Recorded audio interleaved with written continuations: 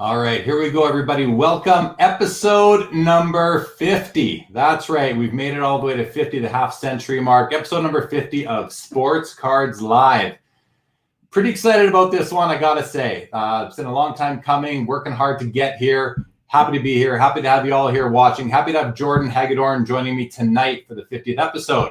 Before we get to all that, though, as always, I do want to thank, it's appropriate right now to thank all 60 guests that have joined me along the way. We've had a few episodes with more than one person on it, so I want to thank all those guests along the way. But in particular, I want to thank our guest from last Wednesday, Adam, the Real 27 guy, the editor-in-chief at Basketball Card Fanatic. Be sure you check that out. Check out the episode. Check out his magazine. All the information on how to check it out is in the last episode, or the last Wednesday's episode. That was number 48. I also want to thank my guest from last Saturday, John Newman of Sports Card Nation and Hobby Hotline. Awesome hobby guy, long-term, old-school guy. We had a great conversation. Thanks to him. I also want to thank Colin Murray, who joined me on After Hours last Saturday. That was a lot of fun as well. Check out all those episodes, guys. This is number 50. The last 49 episodes and all the episodes of After Hours, they live on the YouTube channel. You can see them all there. And I understand these episodes are long. If you're just coming across the channel and you're seeing that these things are 2 hours long, I get it, they're long, but I ask you to consume them in chunks. Take it piece by piece. YouTube will always remember where you left off. This coming Saturday, Jake Roy of 90s B-ball cards, the hit YouTube show. He will be joining me. We're going to have a great conversation. Next Wednesday, the CEO of the fractional interest company Collectible, Ezra Levine, will be joining me. I want to welcome all new viewers tonight. If you're new to the show, thank you for joining. Thank you to Jordan for bringing new viewers to the show. It's greatly appreciated. Just past the 1,100 subscriber mark. So if you haven't yet subscribed, please do. Greatly appreciate it. So at the end of the show, we're going to be doing Card of the Day. We're going to be doing the Sports Card Live 5 segments, so you won't want to miss those. Stick around for those or check them out later. Whenever you do it, we'll be doing those tonight. As always, your comments and your questions are in play, so do not be shy. All right, here we go. Tonight's guest, he got his start in the hobby in 1994 with score football cards he collected until the year 2000 when he left for 14 years. Returning in 2014 and has been going strong ever since. He's a huge Packers fan. He met his hero Brett Favre at the age of 10 and attended his first Packers game when he was 12 years old. He has a marketing agency. He's an NFL player agent, and his first client was Chiefs kicker Harrison Butker, who scored the winning field goal a couple weeks ago during the game. He runs a hobby podcast called For the Hobby. He is a Brett Favre Supercollector. We're going to see more on that later. Hailing from Eau Claire, Wisconsin, let's bring him out. My man, Jordan Hagedorn. How are you doing tonight, my friend? Doing well, Jeremy. Thanks for having me, man. It's an honor. That's quite the intro, man. It's a long intro. I know you're the most well-prepared man in the hobby. I appreciate that, dude. Those intros, it's kind of new. I got some great advice from an awesome viewer recently who gave me some tips on how to kind of improve the show a little bit. And I took him up on it, and I've been trying to implement some of these tips along the way. And that was one of them. So I hope you enjoyed it. I sure do. It's a lot of fun to write it, and it's a lot of fun to deliver it. So that's awesome. Thank you. So listen, we're going to start right off because I know you're going to answer this question with some passion. How did you first fall in love with sports cards? Well, like most people, loved cards as a kid. So you fall in love with the team. Usually it's a local team. For me, it was the Packers, Brewers, Bucks, those teams. And Brett Favre had just taken over for the Packers. So I've told this story many times. But 1994, I was 9 years old. And Brett came in, and him and Barry Sanders and Jerry Rice. And I just love football more than anything. And so my parents would go get groceries. And they say, if you help bring in the groceries, carry the groceries into the house, we'll buy you a pack of cards. And I found 1994 Score at the grocery store and was searching for Favre. And Marshall Faulk was really who I was looking for too as a rookie. And that kind of kickstarted things. And from there, discovered more cards and would go to card shops and card shows. And it was just, Brett Favre was a big catalyst. And then from there, you discover guys like Griffey and Jordan and Shaquille O'Neal. And the 90s was the greatest era, in my opinion, of all time for sports culture, and cards. So like most people listening, the kids of that era just loved cards. And so that's how it got started in 1994. Man, that's great. I mean, I remember that era well, and the athletes that came out of there they're legends now. They're iconic. A lot of people, we think about vintage stars and icons, and a lot of people would refer to the Mickey Mantles, the Julius Irvings, the Bobby Orrs.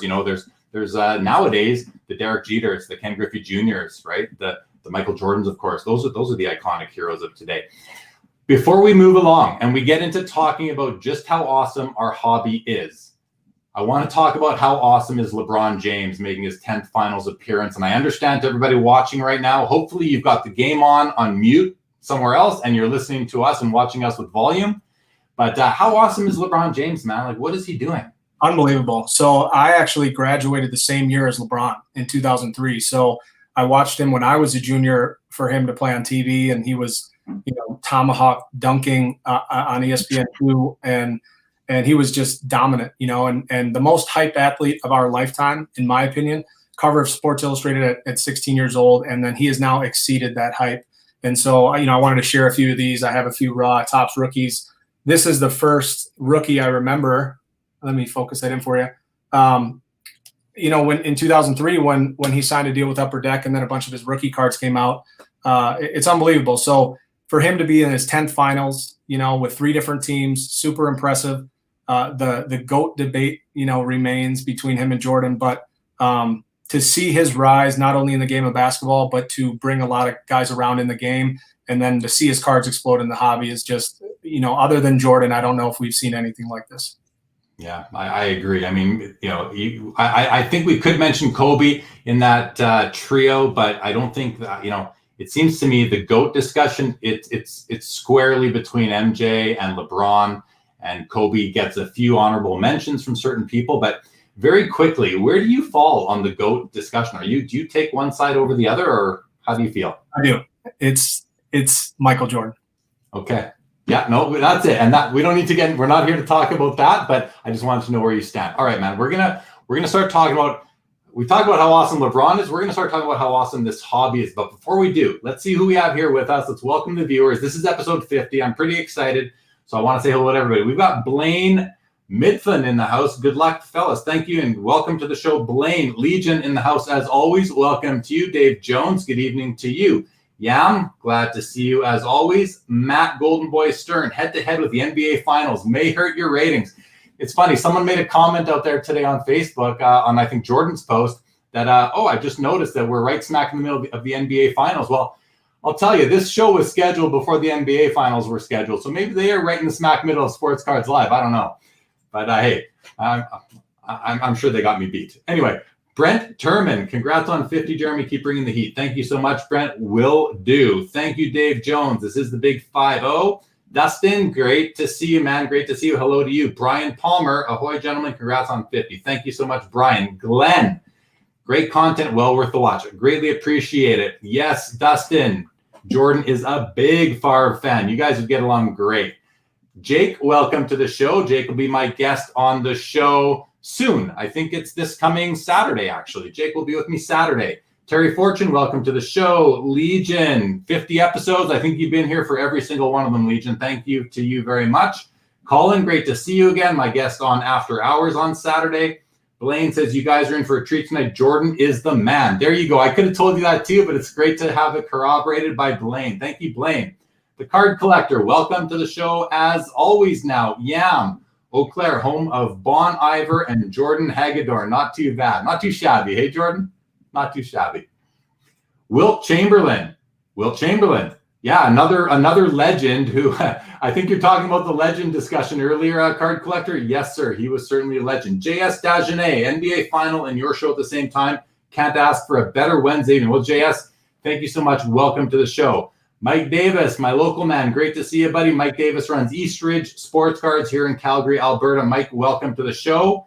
Carlos, good buddy of mine who's been on After Hours a couple times. Carlos, welcome, guys. Check out his YouTube channel, Because I'm Carlos. Jeff McMahon, welcome to the show. Good evening to you. And anonymous Facebook user, I'm sure I know you, but I can't tell who you are by this comment. Welcome to the show, and thank you for the happy 50th messages. I greatly appreciate it. So, Jordan, we chatted last night, and we could have gone on for a lot longer than we did. I'm sorry I had to run when I did, but I think the one thing that we agree on completely is that we love this hobby, both of us. We're both very passionate about it. It's great to have another real passionate collector on with me for number 50. And we kept on saying how awesome the hobby it is. So on my notes right now, I've got a topic with some points underneath it. The topic is the hobby is awesome. So that's the name of this next segment, everybody.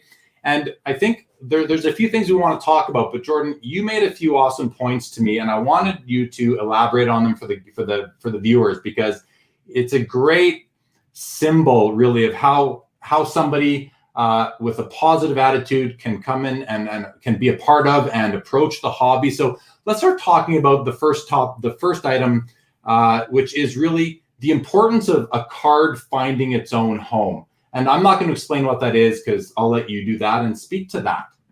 Yeah, I mean, when you first start collecting cards as a kid, you start with base cards and kind of get what you can afford. You maybe rip some packs.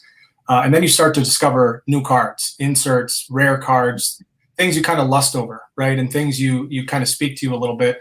And you start meeting different collectors, and you start seeing things and prizes kind of in their collections.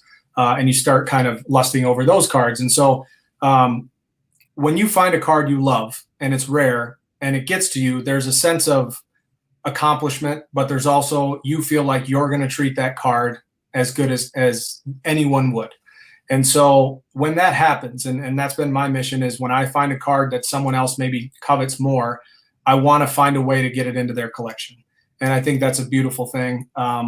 When cards are changing hands and it ends up where it kind of belongs, there's something almost sacred about that. There's something beautiful about that, and there's like really good closure. And we all know what it's like to really desire a card for many years. For me, there's been 7-year hunts that I just recently accomplished, and man, it's a pretty awesome feeling. So when you talk about a card finding its rightful home, of course, who are we to judge, what the rightful home is? But for you with hockey, there's certain cards that I'm sure once you land them, people are like, oh, that's a perfect card for Jeremy. That found the right home, the best home, and it's game over. We've seen that with Nat Turner, where he's gotten cards, and that's a wrap. Yeah, I agree, man. It's like, I've come across card, and it happens all the time where you're just browsing, whether it's Facebook, Instagram, eBay, you see a card and you're like, oh, I know who needs that card. And you share it with them. And, I think a lot of people in the hobby spend a lot of time trying to do that, trying to help out our fellow collectors. It's part of the camaraderie of the hobby. And it's a wonderful thing. And obviously today's technology makes it super easy to do it. And I encourage everybody, I know you encourage everybody out there as well, to help people find the cards that belong in their collection. And I want to mention one other thing. And Jordan, I don't know if you've had this experience, if you've set up at card shows before and, to buy, sell, and trade, but there's times when people will look at a card in your showcase and you can tell they want the card. And, depending on the person and how they approach you and if they're polite or not, if it's somebody and you can tell they want that card so bad, as a vendor, I'm often willing to move on my price a little bit more to make sure they can get that card, because I can see how important it is to them. And I understand that desire for it because I share that desire for other cards myself. So have you ever had an experience like that where you're moving a card to somebody and you've been like, you know what, this guy needs this card? Any examples come to mind by chance? Yeah, I mean, in dealing, I actually love trading more than I even like buying and selling. So a lot of times I'll get guys that tag me and say, hey, I just wanted to give you a heads up. Are you interested in this Favre card? I've done it myself where I do reach out to guys and I say, hey, I wanted to give you right of first refusal on this. I'm not in a huge rush to move it, but wanted to give you a week just to see if you wanted it. And that will stand for a week. And so I've seen dealers do that. I have had times where people say, if you're ever going to move that card, please let me know. I don't move a lot of cards, to be honest. I really enjoy collecting more than I like selling. But when the time comes, there are guys that are a Jordan collector. Hey, if you ever move that, please let me know first. And usually guys like that are actually willing to pay a little more or pay top dollar because they know, to get that right of first refusal is worth something. So yeah, I mean, oftentimes I do that. Or now, you'll see a guy, now if I find a card, I'll tag them and say, and even try to make a deal for them to get it. If they don't have the ammunition, I might even step out and do it because they have something I want. So, I mean, the moving parts of it, but it's really fun to when you find a card that, like you said, has someone's name all over it. There are so many moving parts, man, and it's funny because you'll show a card and on Instagram, for example, and somebody will say, "Is it available?" You'll say, "No, it's PC." They'll say, "Okay, well, if it's ever available, will you let me know?" And I have an issue with that, and my issue is I can't keep track of all these requests. I don't have a depository where I make notes and say, okay, if I ever move this particular card, contact this particular collector on this particular platform. So whenever someone says to me, and this is going to sound terrible, but whenever somebody says to me, "Hey, if you ever move that card, let me know," I would say okay because it's polite, but it's like, what are the chances I'm going to remember who asked me to do that? That's a challenge I've had for years and years now. And I'm looking for advice. If anybody has a way, how do you out there organize all of these requests that you genuinely want to fill when you have the opportunity, when you're going to move those cards? But how do you remember who asked you for this card, especially if it's a one-time communication on Facebook Messenger or Instagram private messaging? I don't know. So I'm putting it out there. I'm challenging everyone. If you have a method for how to keep track of these things, please let me know. I'd love to adopt it. Do you have any ideas on that, Jordan? Yeah, I would say that is where the art of following up comes in nice. And I think we all know there's guys you hear from one time and they're kind of one and done. You maybe do one deal and they move on.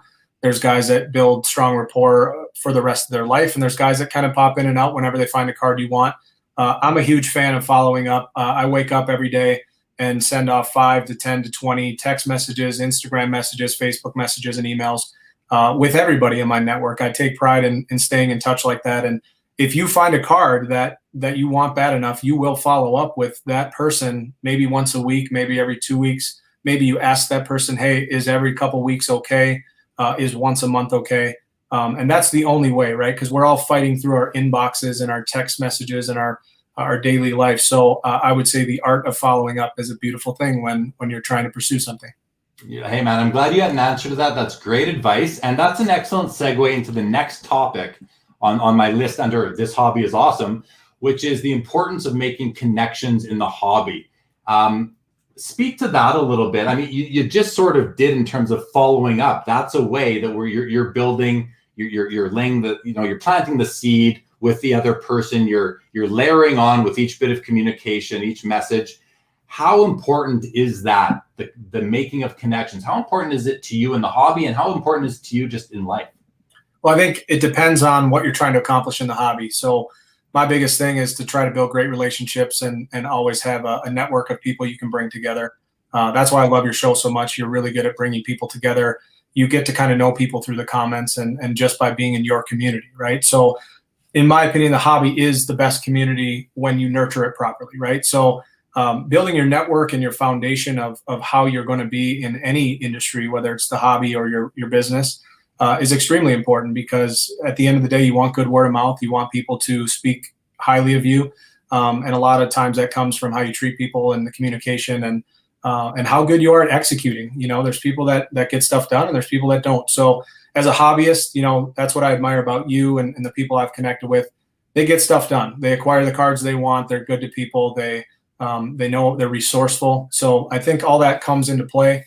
And I think it is the most important thing in the hobby, is to have good word of mouth, to have a good cosign of a network of people who really admire and appreciate what you're bringing to the hobby, which is that positivity and the ability to just get things done.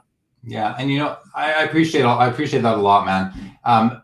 There's a lot of people in the hobby who aren't doing YouTube shows. They're not displaying their collection on Instagram, or they're maybe less active in Facebook, but they're out there.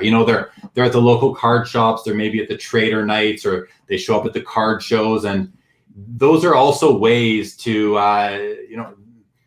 they're avenues to meet people. And I'm going to, it's funny because if I were to look through all my, say, the friends I'm connected to on Facebook, how many are hobby related and how many are like outside the hobby related? And for me, it's like half and half, which tells me that half of the people in my life, if I'm using that as an indicator, being Facebook friend counts, half the people in my life I've met through the hobby. But it's awesome because some of my best friends are through the hobby. And as I've said recently, especially with the show, meeting so many new people and making more friends. Like, I've got room for lots of friends in my life, and lucky for me, I'm a lucky guy. Through this show and through online presence, I've made a lot of great friends. Some of them I haven't even met in person yet, yourself included, right? But I know that that's eventually going to change, and we will hang out. We will have a beer together. We'll have a meal together, probably at the National in Chicago. It's one year or another, right? And that's that to me, you know, when you said it to me last night, you said the most important things are connections. And you went on to say, it's really the reason why we are on Earth. We are social animals at our core, and we crave social interaction as humans. And the hobby has provided so much of that for me. I see it's provided a lot for you. And I want to send the message out there that it can provide a lot to everybody. You know, extroverts, introverts, whatever it is, we are all like-minded people. We all love these 2.5 by 3.5 inch canvases of cardboard with pictures of athletes who we are fans of. And there's nothing wrong with that. So, you know, and I'm finding that the communities are growing, they're intertwining more, and it's awesome. It's awesome. So I thought it was a good topic to talk about a little bit. Before we move on, we have some more comments that have rolled in. I want to address them. Billy of Cardboard Nostalgia says, when you're not collecting, how comparable is your life to The Rock on Ballers? We will talk about Jordan as an NFL agent later on in the show, so don't worry, we will get there. My buddy JR says, that Ballers show is surely science fiction. No one balls that hard. Well, maybe LeBron balls that hard, but I hear you, JR. Great to see you. The Card Collector, he meant that Wilt should be in the GOAT discussion. He is the most dominant player and athletic player of all time. If he played in today's NBA with the technology players have nowadays, he would be the GOAT. Not going to argue with you, Card Collector. Can't corroborate it either. It's tough to put an athlete from one era into another, but I will say Wilt is he's a legend. I mean, he's an absolute legend, and I would venture to say that the other guys that are in the GOAT discussion, like the MJs and the LeBrons, would probably defer to Wilt as the GOAT, right? So that's a great comment there. Jordan, do you want to chime in on Wilt at all? Yeah, I mean, to your point, comparing eras is really hard. So even when Michael Jordan was asked, is he the greatest of all time, he deferred. And he said, you know, that would take away from a lot of other great players. So he doesn't even get into it. Hard to compare LeBron with Wilt, with Bill Russell. You know, what's the criteria? Is it rings? Is it athletic ability? Is it scoring average? I mean, there's so many things you could sit and discuss. It's all just good banter. At the end of the day, I think everybody focuses on who the GOAT is when they should really focus on who their GOAT is.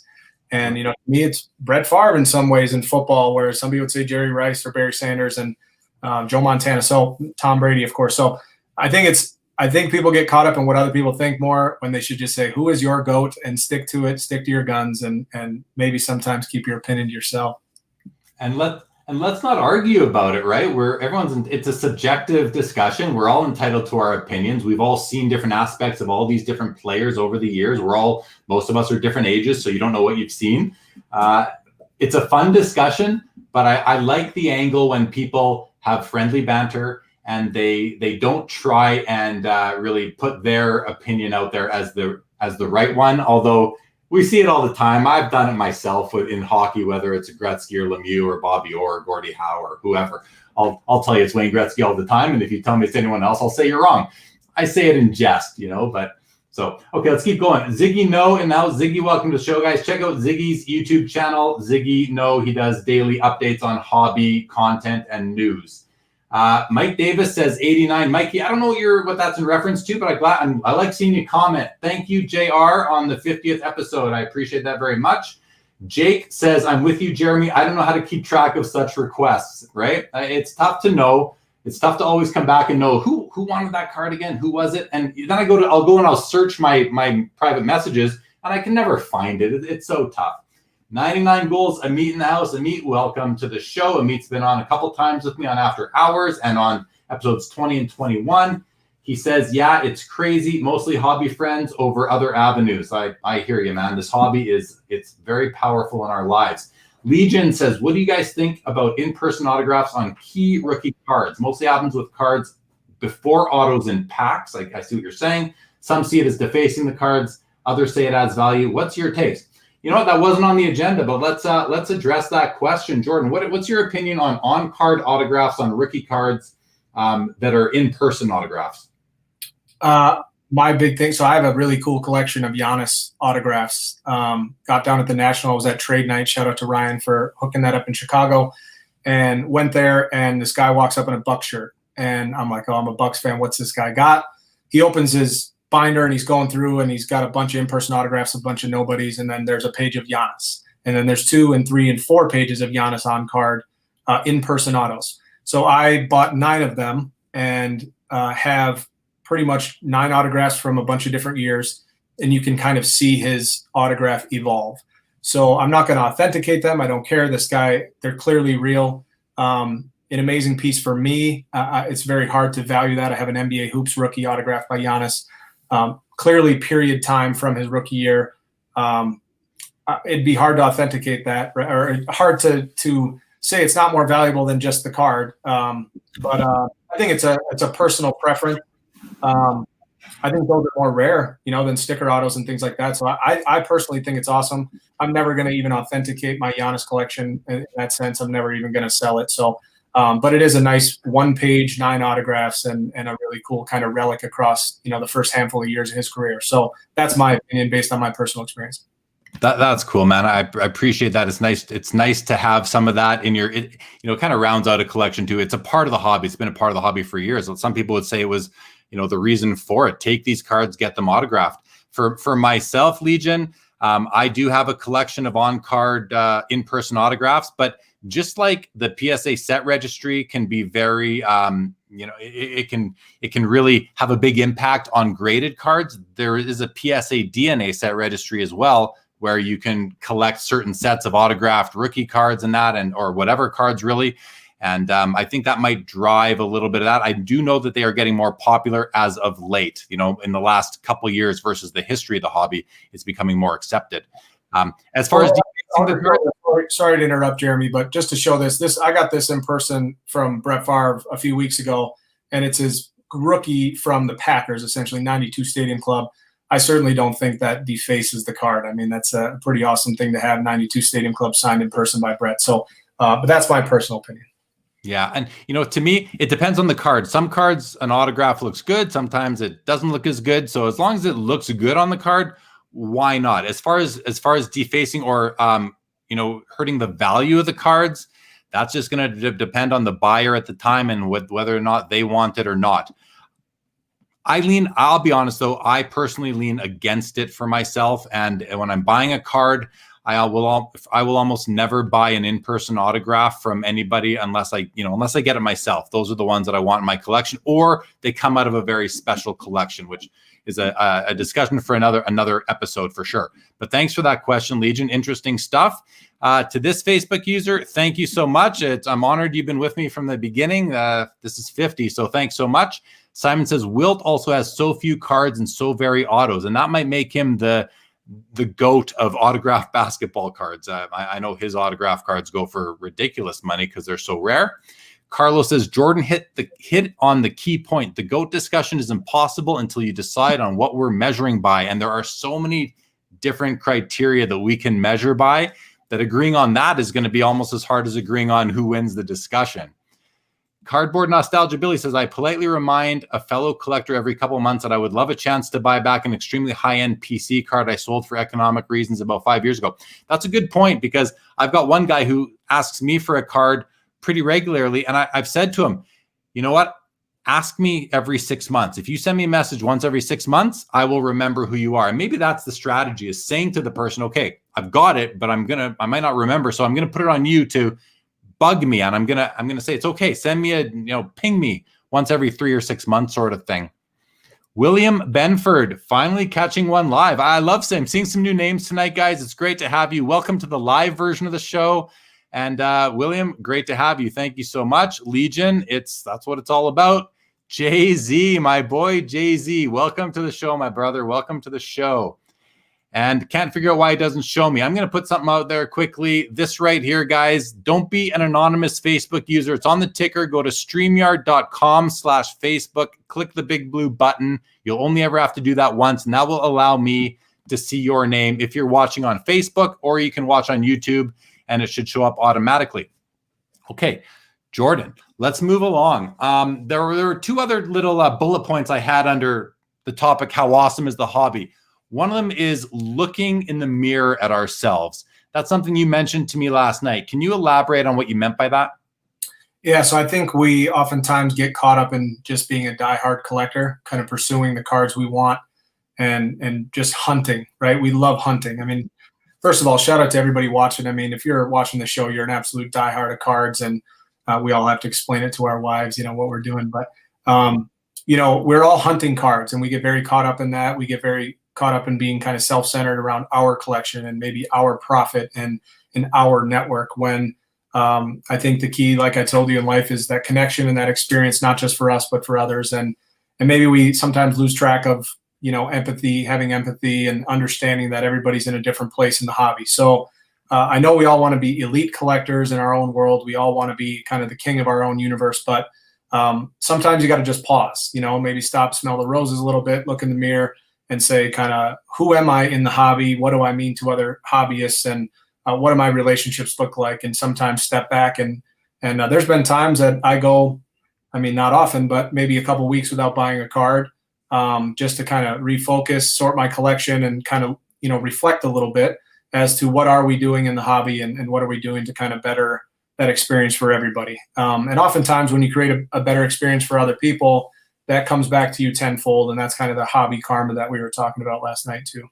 Well, that's the next and final bullet point under how awesome the hobby is how karma works in the hobby. And I know you have a story about a particular quarterback, a current quarterback who's in the NFL right now, and a good one. Why don't you tell a bit about that story? Yeah, so I get on my high horse a little bit about kind of uplifting people in the hobby and stuff like that. But this is seen through pro sports. It's always cool to be able to use someone else's voice. And so Mike Vrabel is the head coach of the Tennessee Titans now, but he was a coach at one point for the Houston Texans. And if you know football, Deshaun Watson is one of the best quarterbacks in the league. You have Lamar Jackson, Patrick Mahomes, the young guys. You have Deshaun Watson. So there was a time when Deshaun Watson gave his first game check to the cafeteria staff for the Houston Texans, and Mike Vrabel was still the coach. And Mike Vrabel was making millions of dollars as a coach, and Deshaun Watson was making a rookie minimum. Granted, his signing bonus was tens of millions of dollars, but he gave his first game check to those people in the cafeteria. And years later, I think it was a year or two ago, Vrabel had a press conference, and they were talking about Deshaun Watson was coming up to play the Tennessee Titans. And he said, I got to tell you something about that kid. He gave his game check over, and it kind of made me look in the mirror a little bit, made me think, what am I doing? How does this kid think to give his game check? He's a rookie. He really hasn't totally made it yet. And Deshaun Watson told him, he said, Coach, if you can, you must. And Mike Vrabel said that completely changed my life and my outlook. And I was taking care of my family and all these people, but here's a 21-year-old kid teaching me a life lesson on how to uplift other people. And because he had the privilege, he really changed the life of those people in the cafeteria. And I think that was really cool to see a grown man, in his 40s who had won several, maybe even 50, who had won several championships with the Patriots. He's on the defense, and now he's a head coach making millions of dollars, and he stopped him in his track, a 21-year-old kid. So doesn't matter if you're in your 50s or 30s or whatever it may be. I think hobby-wise and life-wise, it's interesting if you can help people. I think we have an obligation to do so. And you mentioned it before with hobby karma. I think the more you do that, the more you see back. And I've been very generous with a lot of people, and it's turned into me having one of a collection I could have never dreamed of. And also just more fulfilling to wake up every day knowing you're doing, what you can at least. And again, I'm not Mother Teresa, but it's made my life and my experience in the hobby much more enjoyable. So you're not Mother Teresa. So we'll just call you Father Teresa. I'm just messing around. Yeah, man. I mean, the hobby karma thing, I think what goes around does come around. There's a lot of people that are in the hobby that are not as positive, or, they're just always seeing the negatives. And I kind of wonder, I want to welcome everybody to this hobby. I don't, we're not a closed circuit or anything. This is open to anybody. All you need to do is have a desire and come in it. But if you're in it, I encourage people to be positive and don't just focus on the negatives. And, you can be in whatever Facebook group and whatever product comes out or whatever product is announced, whatever show is announced, whatever grading company is putting something out there, and the comments just turn into a salad of negativity.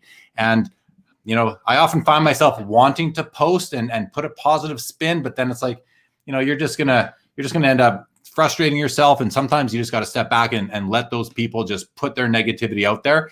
And it's kind of the opposite of karma. And I'd like to hope that they would see some good karma come back, or they would see that some of the positive aspects of the hobby. And I encourage everyone out there who's a positive person, who has passion for this hobby, passion for the cards themselves, the people in the hobby, and the connections that you've made, to post positive things, kind of retort with a positive comment. It's not all so bad. And really, there are bigger issues in the world. And I know that's cliche to say, and I don't like saying it. I don't like reading it sometimes, but there are. So let's collectively, and as to take a page out of Jordan's, the name of his podcast, collectively for the hobby, let's be positive about it.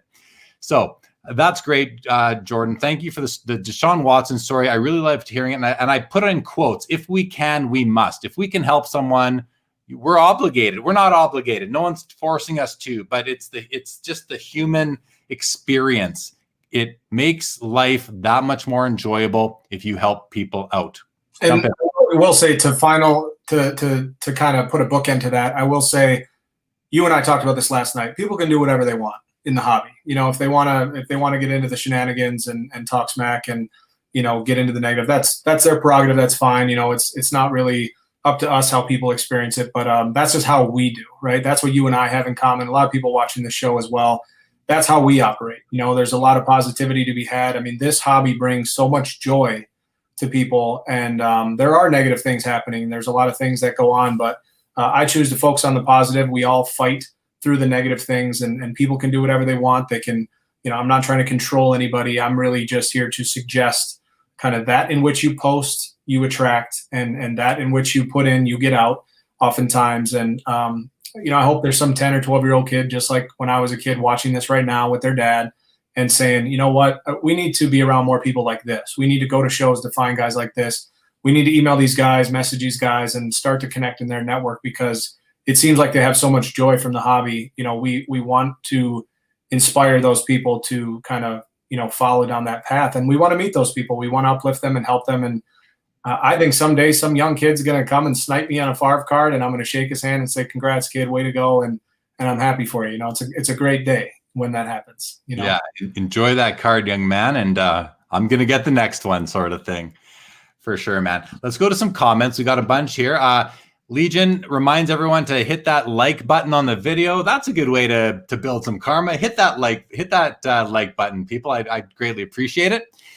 Amit says, it comes down to confidence in who you are as a person. Caring about what others think of your collections doesn't matter. Be a good human. That's all that matters. He goes on to say, karma is insane. Jay-Z says, great show, great hobby banter. Thanks for the effort. My pleasure, Jay-Z. Amit says, beautifully said. I think he was speaking to what you were saying earlier, Jordan, just about positivity in the hobby and how karma works, and probably the Deshaun Watson story as well, which I do love. Billy says, I do think some of the negativity comes from gamesmanship of trying to one-up other people on Instagram, Twitter, Facebook, instead of actually collecting things you like. Sure, I think there's jealousy. Jealousy is a natural human emotion that I think everybody has experienced in their lives. So it could breed some negativity for sure. So I think it's important to step back and appreciate what you have, and maybe don't covet what you don't so much. And there was a time just this last week where I was having something going on in my non-sports card life, and I was like, oh, you know what, I need to pick me up. I just went through a box of cards and boom, pick me up, right? Like that's the beauty of cards for us. It can have that effect. Amit says, insecurity can breed negativity. If you're confident in who you are, you won't stoop to that level. Fair enough. Aaron Rasmus. Hey guys, welcome you to the show. Great to see you. Mike at Absolute Authentics. Good evening to you. Welcome to the show. And thank you so much for happy 50th. We're celebrating. We're happy too. Aaron says 33 in chat, 8 likes. Hit the like button for these guys. Thank you, guys. 8 likes, 33 in chat. No, okay. That's not a bad rate, actually. I do appreciate every time you guys hit the like button, every time you subscribe, every time you make a comment. It's all just awesome. So thanks you for everyone for that. Jordan, let's move to the next heading, which is state of the hobby. We've got some sort of different things we're going to talk about here. The first one is I want you to talk about sort of comparing the hobby now during the pandemic to the hobby before the pandemic in terms of how you're enjoying it. Going, or you're not going to shows? Are you going to the card shop still? How are you immersing yourself into the hobby now versus before the pandemic? Yeah, so I've been adapting in life just like everybody, not just with the hobby, but just having to spend a lot more time at home and trying to figure out how to adapt and be cognizant of everything and everybody around you. I've still I went to one show, wearing a mask and everybody there is wearing a mask and the tables are further apart. Have still hit up a couple card shops, wearing a mask, of course, again.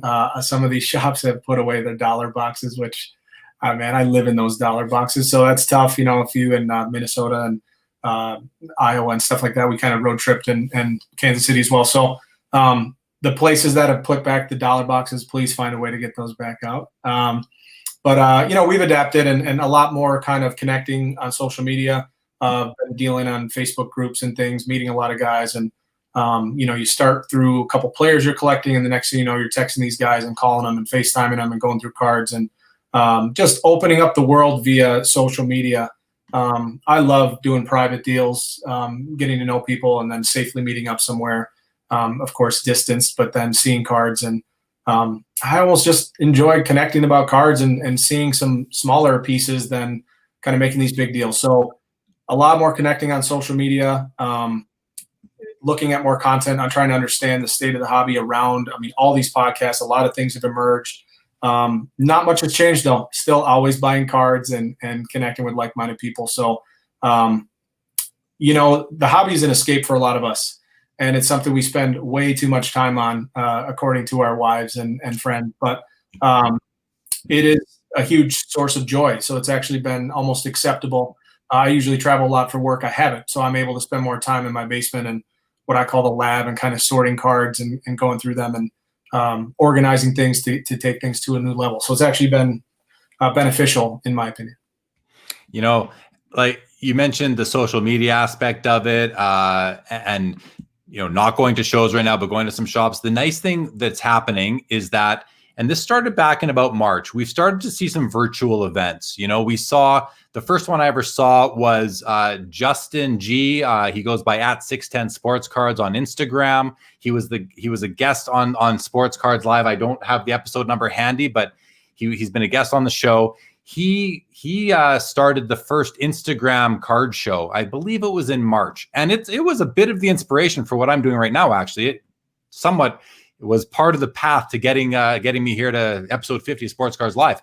But he did the first real that I'm aware of, the first virtual card show. It was an Instagram event. He followed it up a couple months later with another one. I took part in the first one, couldn't take part in the second one, and that was just the beginning of the whole pandemic era. And it was a great experience, and it was very well done. It was the first time it ever happened, and it executed quite nicely. Then we saw at the end of June, the Sports Card Expo, which is a Toronto show twice a year. It's the second biggest card show in the world behind the National. The owner of that, he put on the virtual expo, and I took part in that, had a great time. It was a 2-day event. There were like 4,500 attendees and only 55 vendors. Well, he has now teamed up with the owner of the Chicago Spectacular, and they are doing another one of these, but it should be much bigger than the first one, and that's going to be November 21st and 22nd. So pretty cool that we're seeing some people really innovate in the hobby and create these online events because we can't do them physically. And then you've got Jeff Wilson from Sports Card Investor who did his, he called it the virtual. It was at the same time as the National that occurred in August of this year. And he did that. He was live streaming for 5 days. I think it was 3 or 4 hours a day, or whatever it was, 2 hours a day for 5 days, and had tons of guests and lots of action in the chat room. So another online event, and kind of off topic, but now the industry summit, which is put on by Beckett Media, they're having their industry summit as a virtual event as well.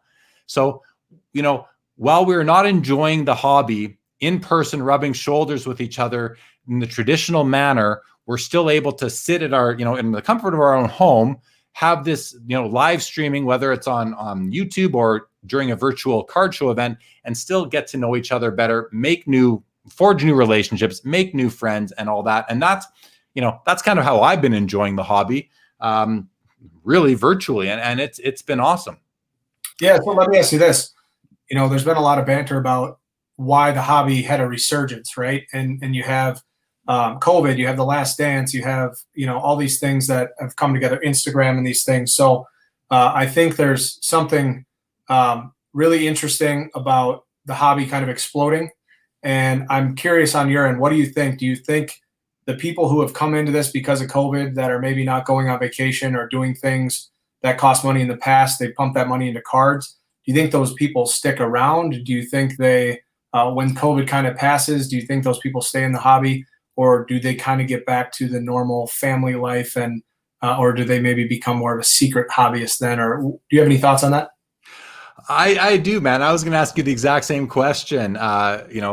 That's coming up on the agenda, but we can talk about it now, and I'll give my opinion. I'll keep it quick because I've probably said this 12 times on the show on previous episodes, but it's still relevant, and it's fluid. I think it's always sort of changing because we're getting new information every day, every week in the hobby. So my view is, yes, people are not, since March, they haven't been spending as much money on travel, other, fancy cars. Where were you driving, right?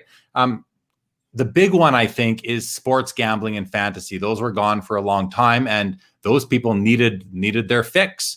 You've got the sneaker people who are moving out of sneakers to cards because sneakers are too hard to get and so much bigger and bulky. Cards are the perfect commodity in terms of, person to person trade, because they're just so small and compact, and they display well. You can display a ton of them, sort of thing. So I think a lot of the people coming in are people who were also spending more time at home. After they had finished streaming all the Netflix they started to turn to maybe some of their old boxes of stuff. What do I have locked away in the basement? Going through some things, killing time, cleaning the house, coming across old collections, looking up, trying to, do some research and seeing what's going on in the hobby. And I think that a lot of these people, I think we're going to have two kind of groups. We're going to have the group that stays and the group that doesn't. And I think it's a numbers game. I think there's definitely going to be some of these people are going to stick around and become lifelong hobbyists from here on in. And I've said before, it's a numbers game. Some will definitely stick around.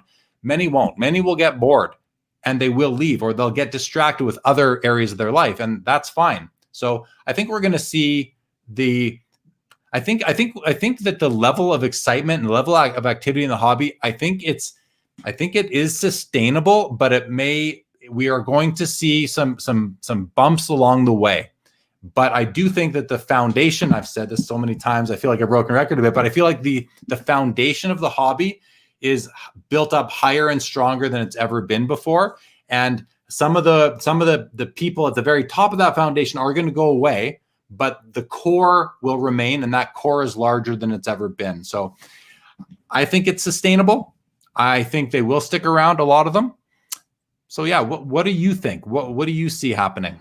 Yeah, I agree. I think when people get into cards, they kind of fall in love again, right? I was in the hobby from 94 to 2000 and then got out for many years back in 2014, and I plan to be a hobbyist the rest of my life. I plan to be a diehard, kind of find a way to spend some of my money on cards and just have fun with it. So I do think that foundation has grown.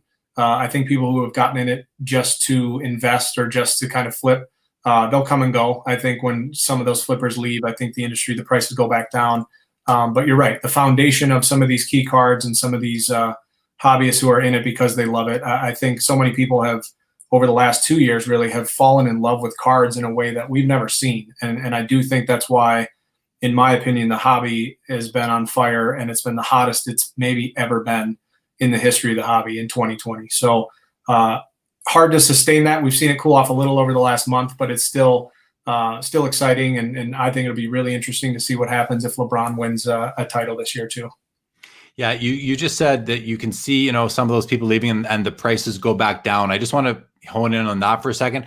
I think what we're going to see is the prices will go, I don't want to say back down, but I think they will go down. We've already seen it with Lukas and Giannis and Kawhi's. I mean, they peaked in whatever it was, July, and they've come back down a bit now that the bubble is down to 2 teams and we know who is and is not, a contender for a championship.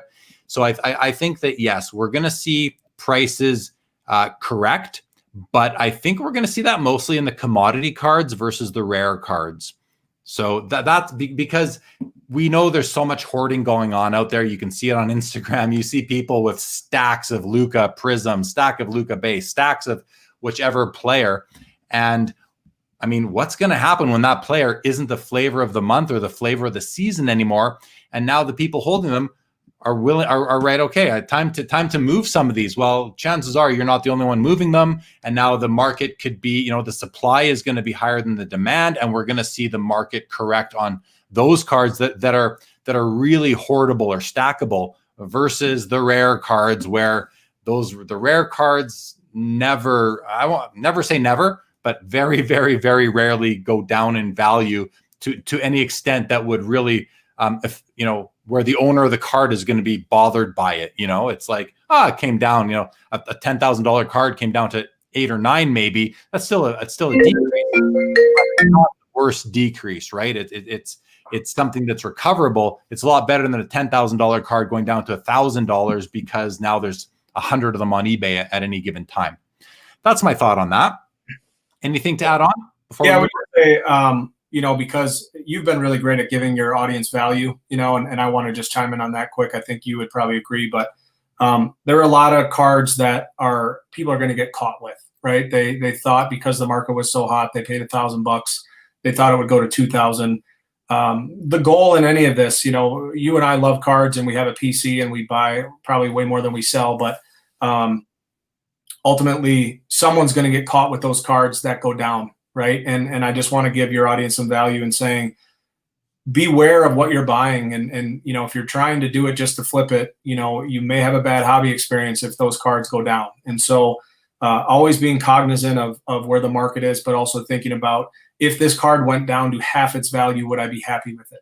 And if it's not, you got to be careful. And because I do think the reason some people will leave is they'll say, oh, Jordan, I got into this and I was doing this, trying this, and I lost, $2,000. Well, it happens if there's an injury or something happens. But I would just say at times with certain cards, and this, it can be a game of musical chairs. And whoever's caught with the card when it goes down can be tricky. You're seeing a lot of base cards and things I think are very cool cards, but there's tens of thousands of those cards. So be aware when you're trying to buy cards, just to flip them. That someone's going to get caught with that card and it may not be worth as much sometimes. So try to buy what you love and focus on that. And if the card goes up, great.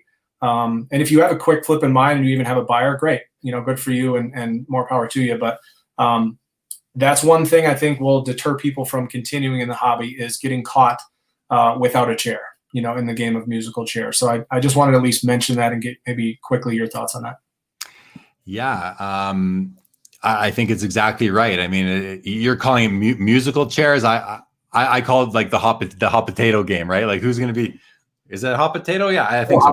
Yeah. It's the same thing, whichever one. But yes, I think that situation is more primed to happen now than it's ever been primed to happen before, simply because of the steepness of the curve that we've recently experienced overall in the hobby. So, the higher you go, the harder you fall, sort of thing, right? So it's definitely primed to occur.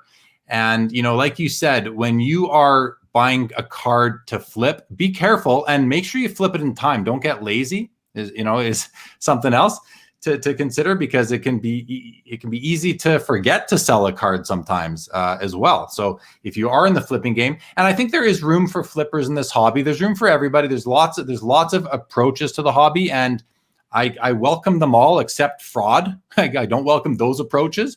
I don't welcome scammers, of course, but we welcome any legitimate approach, because even people who come in as flippers, some of them are going to be gone from the hobby because they won't have a good experience.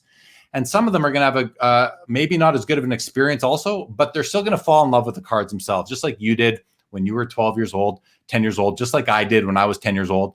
The gene is there.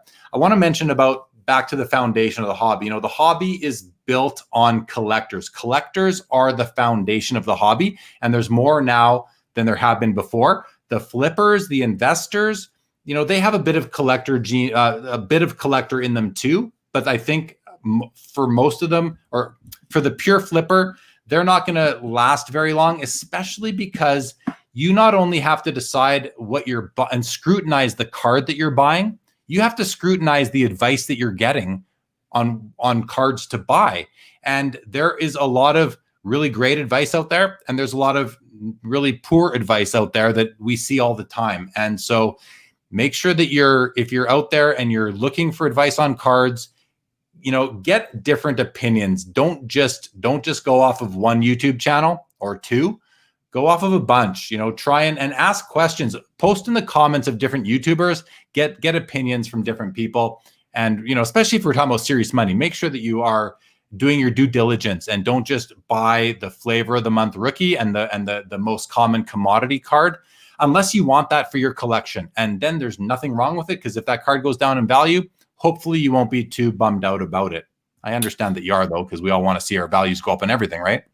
And I will finish that thought by saying there is exponentially more bad advice on what to buy than there is good advice. And so I think people are looking for some leadership and some guidance on what to buy, and I understand that. But I would just say, be cautious, because if those people who are giving you advice on what to buy really had the answers, then they would just be buying it all themselves, and they wouldn't be putting it out there because it's such a great buy. So keep that in mind. The guys that are doing it best in the hobby are ones who maybe suggest players they like, maybe not 5 guys to buy. And I think that's very important to discern that and decipher, what your taste is going to be in the hobby. If you don't love the player, it's hard for me to buy a guy, unless you're going to flip them quick and you have buyers in mind. But, thinking you're going to buy it for $100 on eBay and flip it for 400 is very rare. It can happen, even if you're buying out of season and then you sell it in season. That alone can be an uptick. So, but I would just say, come up with your own opinions. Gather 7 opinions and then come up with your own. And the more you formulate your own taste in the hobby, the more you're going to enjoy it anyway. Yeah, and while you are honing in on what your taste is, because let's face it, there's so many options, so much selection in the hobby that you need to you need to see different things first, and there's so many different things to buy. So I would say, if you're on Instagram, which is it's to me is the #1 place for hobby community right now. It's not hard to find the guys who are doing it right and who are giving good advice. You will very easily identify those people. Look at the cards that they are posting in their collection. I'm not trying to hype up anything I'm doing, but I'm not going to hype up any cards on this show. I never have. But if you look at my Instagram feed, you'll see what I collect. I obviously see value in what I'm collecting because my Instagram feed only has personal collection cards on it. I don't have any cards on there that I bought to sell. And don't get me wrong, I have lots of cards that I buy to sell because I like going to card shows and having full showcases and meeting people that way. But as a collector, it's like, follow what I do, not what I say. And I would caution everybody to take that approach with all YouTubers, all content creators, all accounts on Instagram. There's been a lot of story posts on Instagram lately of people giving some great advice, like collect what you like, collect rarity versus commodity, those things like that. Don't just buy a card of a player because he had 37 points last night. Unless you've seen the player play and you think he's going to be awesome. There's obviously exceptions to everything, but that's the general kind of rule or general advice I would give someone who's new to the hobby and new to the online aspect of it. Let's go to a few comments because we've got some coming in here and we're getting behind on them. So I'm going to jump up to, here we go. Charles, welcome to the show. Thank you for the congratulations. Really appreciate it.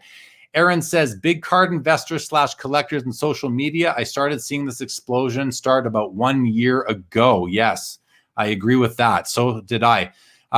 Trended earlier than sports break. It's an inflated by significant amount of NBA, MLB, NFL. Retail packs are more plentiful than 6 years when started back in cards. Junk wax and pop reports are high. A lot of information there, Aaron. Thank you for the comment. Amish Dave Archer, what's up with you, my man? Check out Amish Dave Archer's channel by the same name. Congrats on 50. Thank you so much. Thank you so much. Mike Davis says there are more flippers than collectors lately. I would say there's still more collectors overall in the hobby, but as for new entrants, 100%, yes, more flippers that have entered the hobby recently versus collectors. That makes sense to me. Amit says there was a viewer on Josh's show that surfaced the topic of board money. How do we retain that? So first of all, thank you, Amit. By Josh's show, he's referring to Josh Johnson's Cardboard Chronicles, an amazing channel, one of my inspirations. Check out his channel, Cardboard Chronicles, and follow him on Instagram. He's one of the guys I was just referring to when I said there's lots of good story posts lately with people giving good advice. Seek out the guys with good advice. Follow at Cardboard Chronicles, among others, but just because Amit brought him up. And yes, how do we retain those guys? Well, Jordan and I are going to talk about how do we maintain and retain what's going on right now. Hopefully we have some good ideas on that coming up soon. Rome says, and Rome, welcome. How many times has it crossed your mind to sell everything, if at all? That is that right there. We could spend a lot of time talking about that one, because I'll just take that first for a sec, Jordan. It occurred to me when I realized that we were going into like shutdown worldwide in March. I thought, oh my gosh, are we going to, what's this stuff going to be worth? Like, do I need to get out now? I'm super glad I didn't sell a single card.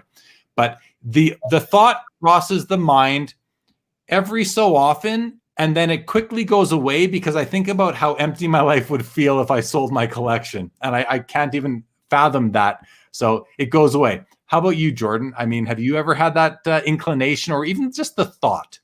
Well, when you, when you spend so much of your time and your energy and your money on anything, you often think, is it worth it? And so you think about how much money have you put into this? Imagine, would it be 2x, 3x, 5x, 10x? And you start thinking about, could you buy a lake house with that, or could you help a lot of people, or could you, change your life? And you probably could, but to your point, it'd be empty. And I've had friends say, what would you take for the whole thing? It's not an offer. It's just they're curious, because here we are collecting cardboard, and there's quite a bit of value in your collection. So I've thought about it. I've never actually, entertained it. It's really more of just like, I wonder what that would be, because I got back in 2014 and bought a lot of cards that have now 10x'd, and haven't sold them. So you think about what you've put in and what it could be. And I'm never really driven by money. I'm, like I said, driven by experience and connections, and, just kind of trying to figure out what your place in the world is. Right. And so cards have become a big part of all of our identity. Anybody watching this brings a lot of joy, but it's also, there's an attachment to these things that's personal. And it's not just cardboard, and it's not just, something you're goofing around with. It is a part of us. And so, would you sell your soul is the question. Awesome. Ziggy No says, I agree. The foundation of the hobby is built on collectors. And I just want to speak to that for a second, because the foundation of the hobby is built on collectors. And collectors, the reason why the hobby is so, part of who we are is because of nostalgia. Nostalgia is at the core of a collector, and collectors are the foundation of the hobby. So it all comes back down to nostalgia.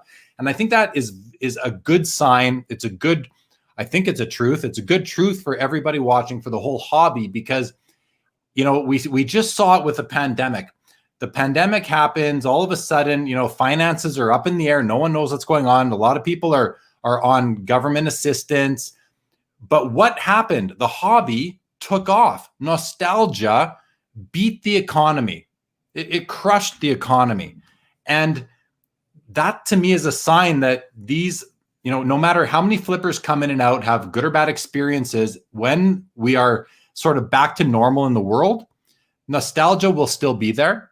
Therefore, the collectors will still be there, and therefore the hobby will still be there. And hopefully some of these new people who came in and got their first taste of the hobby, it will have sparked that nostalgia in them and made them into true collectors and part of the foundation moving forward. And I think that's what's going to happen. And again, I don't know what those numbers are going to look like, but I know that there are some that will.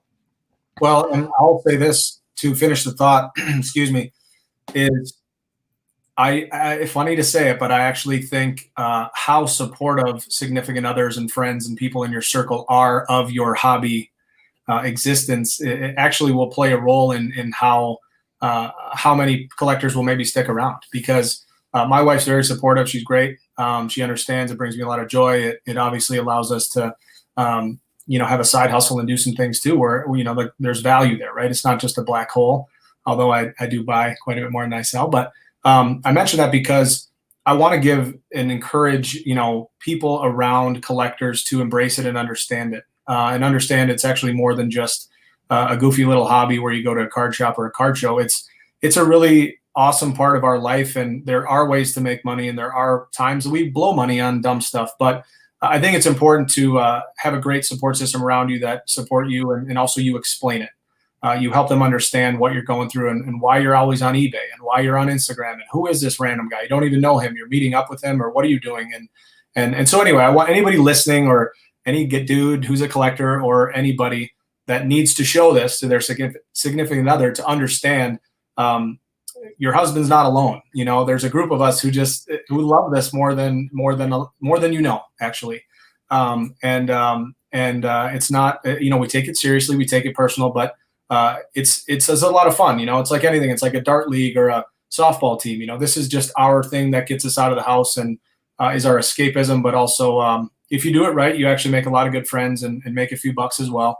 And so I want to encourage those listening to show this to the people who, maybe doubt them or don't understand it, to know that there's a pretty serious community around this. And I'm sure there's a lot of wives saying, "You're watching that thing again." Well, he cares about it. He loves it, embrace it and encourage it. Maybe go to the show. And Jeremy, you told me about that when a girlfriend comes up to the booth. Tell me what you say to them when they come to a show, to your booth.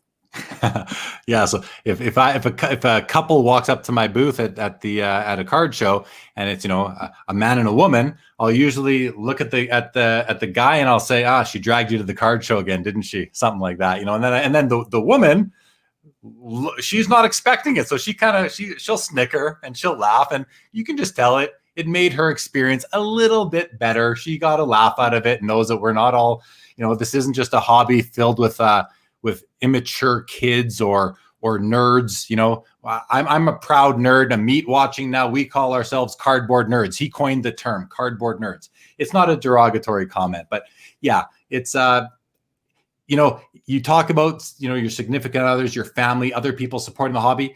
My experience has been pretty good lately with it. Like, people are interested in this hobby when you tell them about it. I was chatting with my father recently, who sees what I'm doing here on the show, and he's like, "Wow, you're putting a lot of time into this show." I said, "Yeah." He goes, "Is it taking away from anything in your life?" I said, "Well, I don't think so. Not really, but it's keeping me out of trouble." And there's something to be said for that. If your wife or your girlfriend or your whoever is giving you, your parents, your friend, if they're kind of giving you a hard time for being in the hobby, well, listen, it's keeping you out of trouble. It's better than gambling, because you actually have something at the end of the day to show for it. And it's fun, and you're making, meaningful relationships. If you're not, I shouldn't say you are, because I don't know if everyone out there is, but I know for me, I'm making meaningful relationships. I know many other people are too. So the hobby is a positive thing. And I think it's being seen that way by more and more people now than it was, in the 80s and 90s, let's say. So, yeah. And I think, to finish that thought, you're absolutely right. And people are saying, "What is this card thing all about? I'm curious." And then they dive in, and next thing you know, they actually see a lot of joy. I've gotten some of my friends back into it, and they're buying stuff up, and they're like, "Jordan, this is something else, man. It's different than when I was a kid, because now I have a few bucks and I can actually formulate a little more taste than just buying what I maybe saw in the shop. I have the world at my fingertips to kind of formulate what I want my hobby experience to be now." So that's why I think a lot of people will stick around in the hobby, is because of the access and those connections and just the friendships that come out of it. So here's some great comments that have come in, and thank you for that, Jordan. Here's some comments that have come in regarding, where we're getting for our information from for people who might be newer in the hobby. So let's have a look at these. Ziggy says, in my opinion, don't pay for information in the hobby. If they're charging you for info, you should ask why. I make money in the hobby and love to share knowledge for free, which I can attest. Ziggy does share his knowledge for free on his YouTube channel. He goes on to say there are two types of people in the hobby, those that love the hobby and those that love money from the hobby. I've never heard it put that way, but those are definitely two of the types of people in the hobby. I'm sure there's a few more, but definitely that's a dichotomy that is worth considering. Amish Dave Archer says, if folks are charging collectors for collecting info, they aren't in it for the right reasons, period. Ziggy agrees. Amish says, zig when folks are zagging. Ziggy says, Cardboard Chronicles charges for advice he runs. Oh, we're not going to put that up there, Ziggy. We're not doing any of that, Ziggy, please. Okay, so, and I will comment because that came up there. The course that Cardboard Chronicles that Josh has is an entry-level course. It's for very beginner investors, and it's fact-based, not opinion-based, so I would not be aware of that whatsoever. That said, I do want to mention, so the sale of information, that does happen out there. And I think what we're seeing is we're seeing a lot of people come into the card hobby who were in the gambling world. And, in the gambling world, people charge for their picks on a weekly basis. And I think some of those people are now transferring that business model to the hobby. Let me charge you for my picks. And, like has been said, ignore those guys. Just ignore them. You can get better information for free than anyone will sell you in terms of their weekly picks. Legion says, look how fast Project 2020 blew up, then crashed and burned. Lots of gurus out there were hot on that set. Then the short Griffey caught them all out. Collectors still have a nice set. Investors got hit. That's right.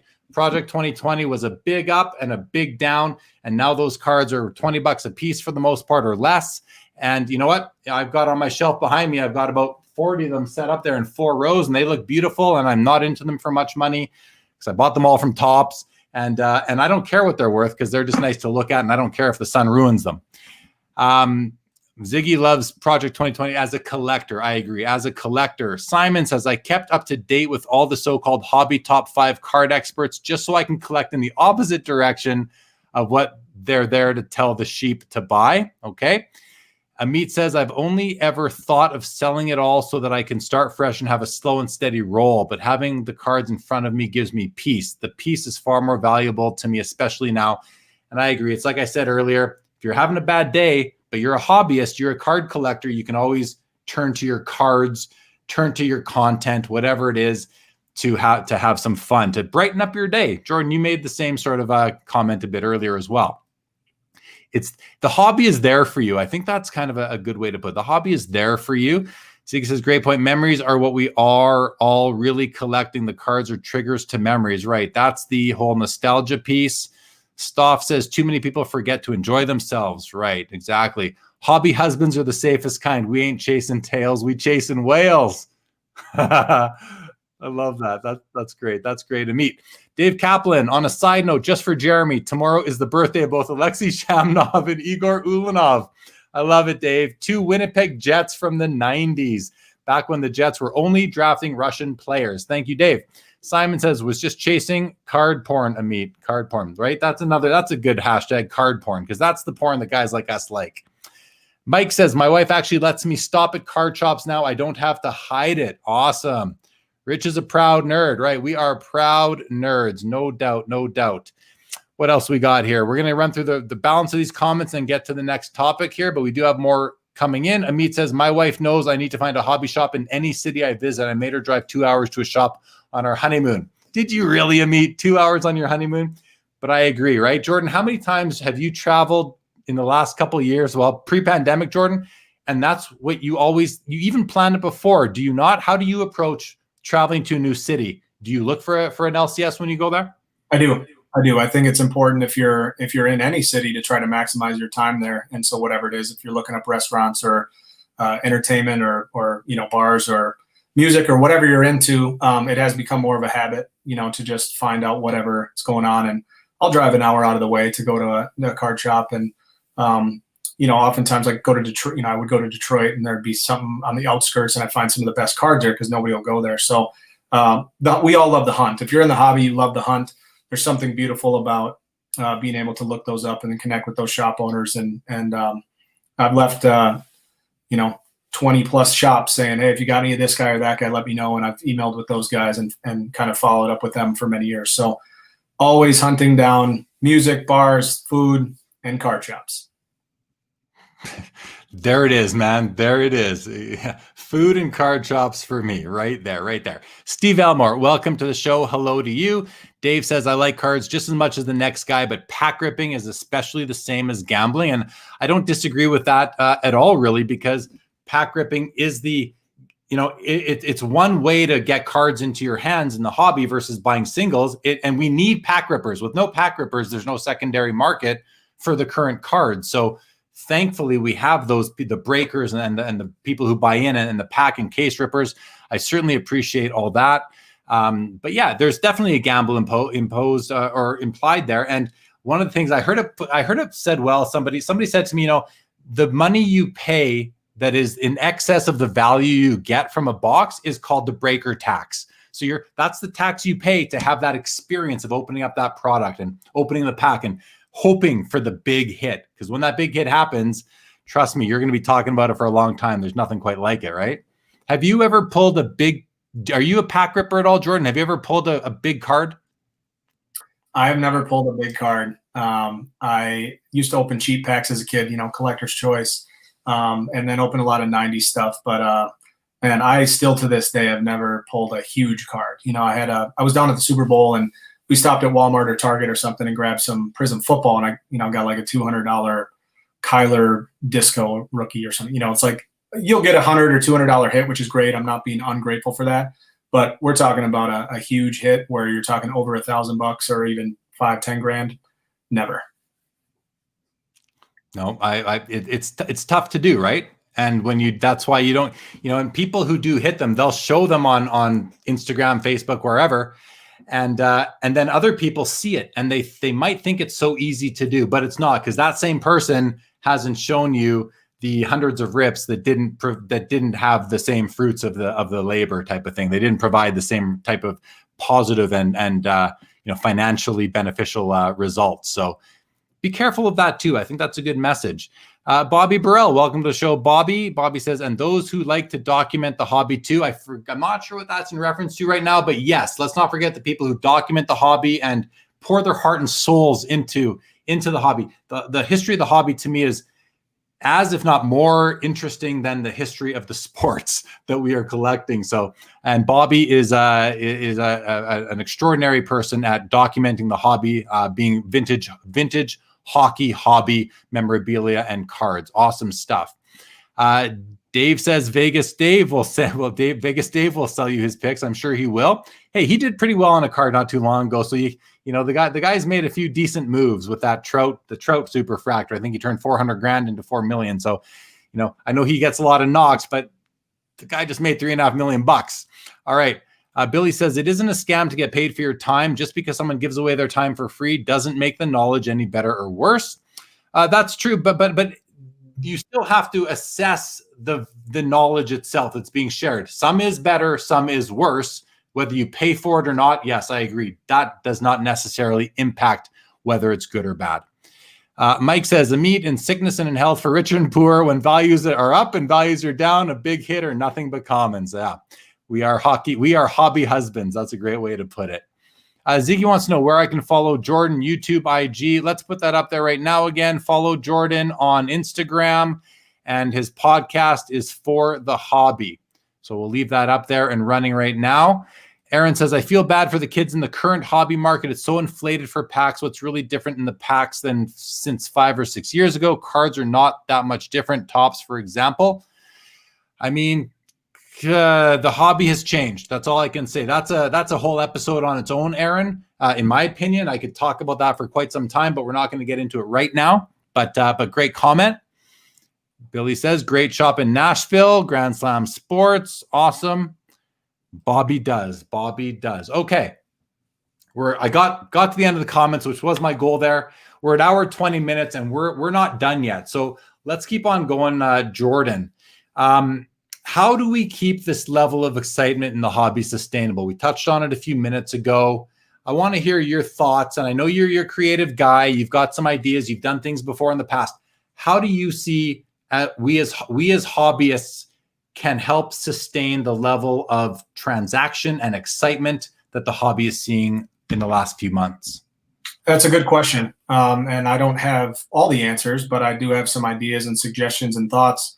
And I'm welcome and open to those thoughts from other people too. And that's part of For the Hobby, is to curate those thoughts and to connect with people who have ideas, and then to facilitate and help bring those ideas to life. So I think nurturing the younger collectors to kind of get them involved, pushing each other to be better, pushing each other to create more buzz, more energy, pushing the brands to not just crank out product and collect checks, but to continue to do the marketing, to level up the marketing.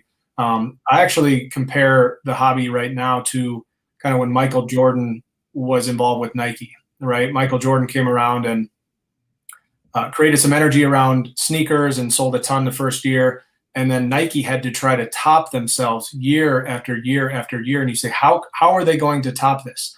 Well, Michael kept winning championships, and the NBA grew because of Michael. And then there was Penny Hardaway, and there was Shaq, and there's always going to be exciting players coming into these different sports. So I actually think the card brands have done a really good job leveling up and continuing to adapt and evolve and make sure that we get cards into people's hands. That is the number one thing I can stress to everybody.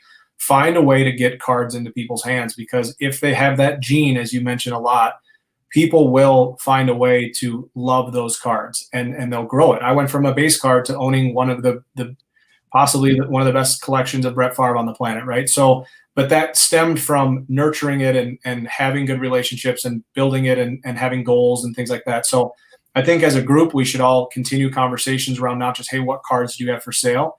But what are you working on? How can I be of service? How can I help you? Do you know anybody that would like this project I'm working on? Project 2020, people can say what they want, but they did a great job bringing in some outside, artists to create energy, and love it or hate it and lose money, make money. Topps did a great job bringing some freshness to the industry. And so continuing that innovation, that creativity, and finding more talented people to come from other industries into the hobby to infuse that creativity and to infuse their skills, whether it's video skills, podcast skills, whatever that is. So I think talent is always the thing. The NBA was dying in the 80s, and they said, how do we infuse energy? Well, Michael Jordan will help. Charles Barkley will help. Malone and Stockton, Shaq, Penny. When talent comes around, it can completely transform an industry. And so it's up to us to find and curate that talent to bring them onto projects that can completely change and transform and help evolve the hobby, in my opinion. Wow. Yeah. I mean, I love it, man, because we're at such a peak in the hobby right now. And I say peak without knowing, is it a peak or are we still going up? I don't know for sure, but we are at such a height in the hobby right now. And of course we all want to see it sustain. And you said something great to me last night, and you did something on Instagram not too long ago to get, to continue the excitement, to keep people engaged. And there's different sort of campaigns that we can do. We can start them up just, very quite randomly. Tell us about the one that you were involved in. I don't know if you were involved in starting it or if you took part in it not too long ago, something about showing some cards. Can you explain that and how you thought it went over, and did it help to sort of maintain this level of excitement that we're seeing? Yeah. So when The Last Dance happened, there was a lot of energy around it, of course, and especially in the hobby. And somebody who's one of my best friends in the hobby, a couple of guys actually, but Chris McGill and Josh from Cardboard Chronicles are two of the most, talented, brilliant dudes in the hobby. We're always talking about cards, on Instagram, but also just phone calls and things to talk about, how can we all come together? So in talking to Chris, who of course has the House of Jordans podcast, they were doing so much great content and recaps around The Last Dance. And so leading up to that, I said, Chris, how do we do something that gets some engagement here, right? Instead of just talking about it, you're going to get viewership. It's going to be up, and that's fine. Cards are going to be going up, which is great. But how do we do something where we can kind of serve the hobby during this, and create some banter and a hashtag? And Instagram really is a great place for that. So we started what was called 3 Jordan cards. And it was kind of the brainchild of Chris, Josh, and I all kind of just brainstorming it, and they brought attention to it. Those guys have great attention in the hobby. So for the hobby, it was kind of just getting started. And so that actually helped us grow to over 700 followers, which of course is still very modest. But a lot of people kind of discovered for the hobby in my Instagram from 3 Jordan cards. And we had over 160 submissions of that. And so it was post your 3 favorite Jordan cards and why. Tell us the story of those 3 cards, use this hashtag, and then tag 3 friends and nominate 3 friends. And man, I can't even tell you, reading those stories, I was like, not only are they powerful, but it really paused people to just posting big cards to actually posting the most meaningful cards. And then we put it to a vote, and it was just incredible. On Instagram stories, we had so much, hundreds and hundreds and hundreds of votes. And Waldorf Stories, my friend Grant actually ended up winning. And we gave him a trophy and sent him some cards. And he loves it. He sent me a video of his son like playing with his, Matchbox cars in his trophy. Just a really engaging thing. And more importantly, people discovered each other, right? And it was really fun to start seeing the people connecting just because of that. And they're like, man, I never knew you loved base cards or something, right? And so it really opened the avenue up to the element of discovery. And it was just perfectly timed with The Last Dance. And I think that's important, to your point earlier, for us to do things that are timely and relevant. Striking while the iron's hot is really what good marketing comes down to. So that was super fun. I mean, it was humbling just to have everybody connecting through a hashtag that we created. And I do say we, because, I have ideas, but without the community and without friends giving me the courage to push that forward and giving exposure to it, it's just a random idea. And so it was super fun. And now we launched 3 LeBron cards. So I did the first post just to celebrate him, and hoping we spread the word on that, and it'd be awesome to get over 100 entries. But I know there's a lot of LeBron collectors, so let's fire that up, boys. Yeah, it's a good idea because it creates engagement. It gets people involved. And instead of just sitting there and scrolling through Instagram and scrolling through Facebook and scrolling through eBay all day long, it actually gives us collectors the opportunity to post some of our cards, share them with the others. You're going to get the likes. You're going to see some comments. Everybody likes to see that. It makes you feel a part of the community, and start your own too. I'm not saying I want to see 100 of these new hashtag campaigns starting over the next few months, but if there's not one in your genre, I've seen some guy, I follow a lot of hockey collectors, and there's some guys that they're doing this daily challenge, post this vintage, post this oddball, post this, whatever it may be. And we're seeing all sorts of different levels of involvement. So it's one way to create engagement. And I think engagement will help to create retention in the hobby, which we need in order for the hobby to continue to flourish as it is. And for when it does correct, not to crash. And I don't want to use that word at all, even, but not to see a major correction, but just a correction that is kind of reflects the true sense of the market, that we are going to lose some people over time, but hopefully we'll gain as many as we lose at the same time, right? Which is definitely possible. Let's keep going. Sports card investor Jeff Wilson knows, hello to you. Cardboard Nostalgia Billy says, can Jordan speak to the level of interest about the hobby among his clients or people related to different sports leagues? We will get there. Amit says, sports card investor, welcome to the show. Ziggy says, I'm looking for the hobby to break through on LinkedIn. There are thousands of professionals on LinkedIn with expendable income. In my profession, I have yet to meet another hobbyist. I've wondered about LinkedIn myself, Ziggy, if that's a good avenue for collectors to start, providing content, streaming live. I know with StreamYard, you can stream live right to LinkedIn as well. So I wonder if that will take off. It probably will eventually to some extent. Rich says, I think PSA set registry is a good example for really increasing interest in graded cards. I think registry is similar for even non-graded price pieces. Keep up the hobby drive. I agree with that. Ziggy says, good evening to Sports Card Investor.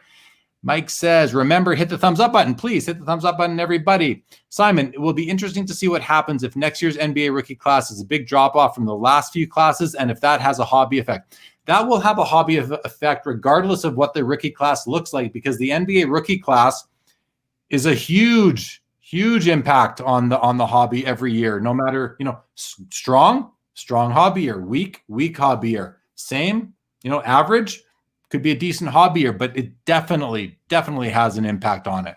For sure. What do we have here? Mike, Lotus Sports Card Invest. What's going on with the comments here? Hold on. My comments are not working right now, guys. Okay, Ziggy, no. I always try to remind everyone, like Jeremy says, it's good for the algorithm thingy.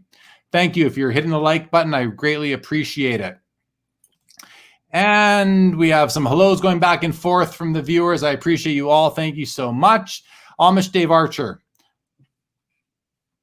I don't dog folks that rip wax, but when you're spending $5K in a box of NT to try to pull the Zion RPA, that's going to leave a sour taste in people's mouth, especially newbies. I agree with that, but you know what? I think when you're spending $5K on a box of NT, you have to know going in what your chances are of hitting that big card. If you don't know, then yeah, it's going to leave a bad taste in your mouth. It might anyway, but you need to know what you're getting involved in. That's why due diligence in the hobby is so important. Scrutinize everything. Scrutinize the information you're getting. Scrutinize the products you're buying. Scrutinize the players you're investing in or collecting, all of that. Amit says that's a super dope idea regarding the Instagram connecting stories. I think so too. These comments are coming in slow. I'm not sure why, guys. I apologize for the delay. Sports Card Investor, I'm assuming that is you, Jeff, behind there. Says, I met Jordan at dinner at Dr. Beckett's house in February. He was a really interesting guy.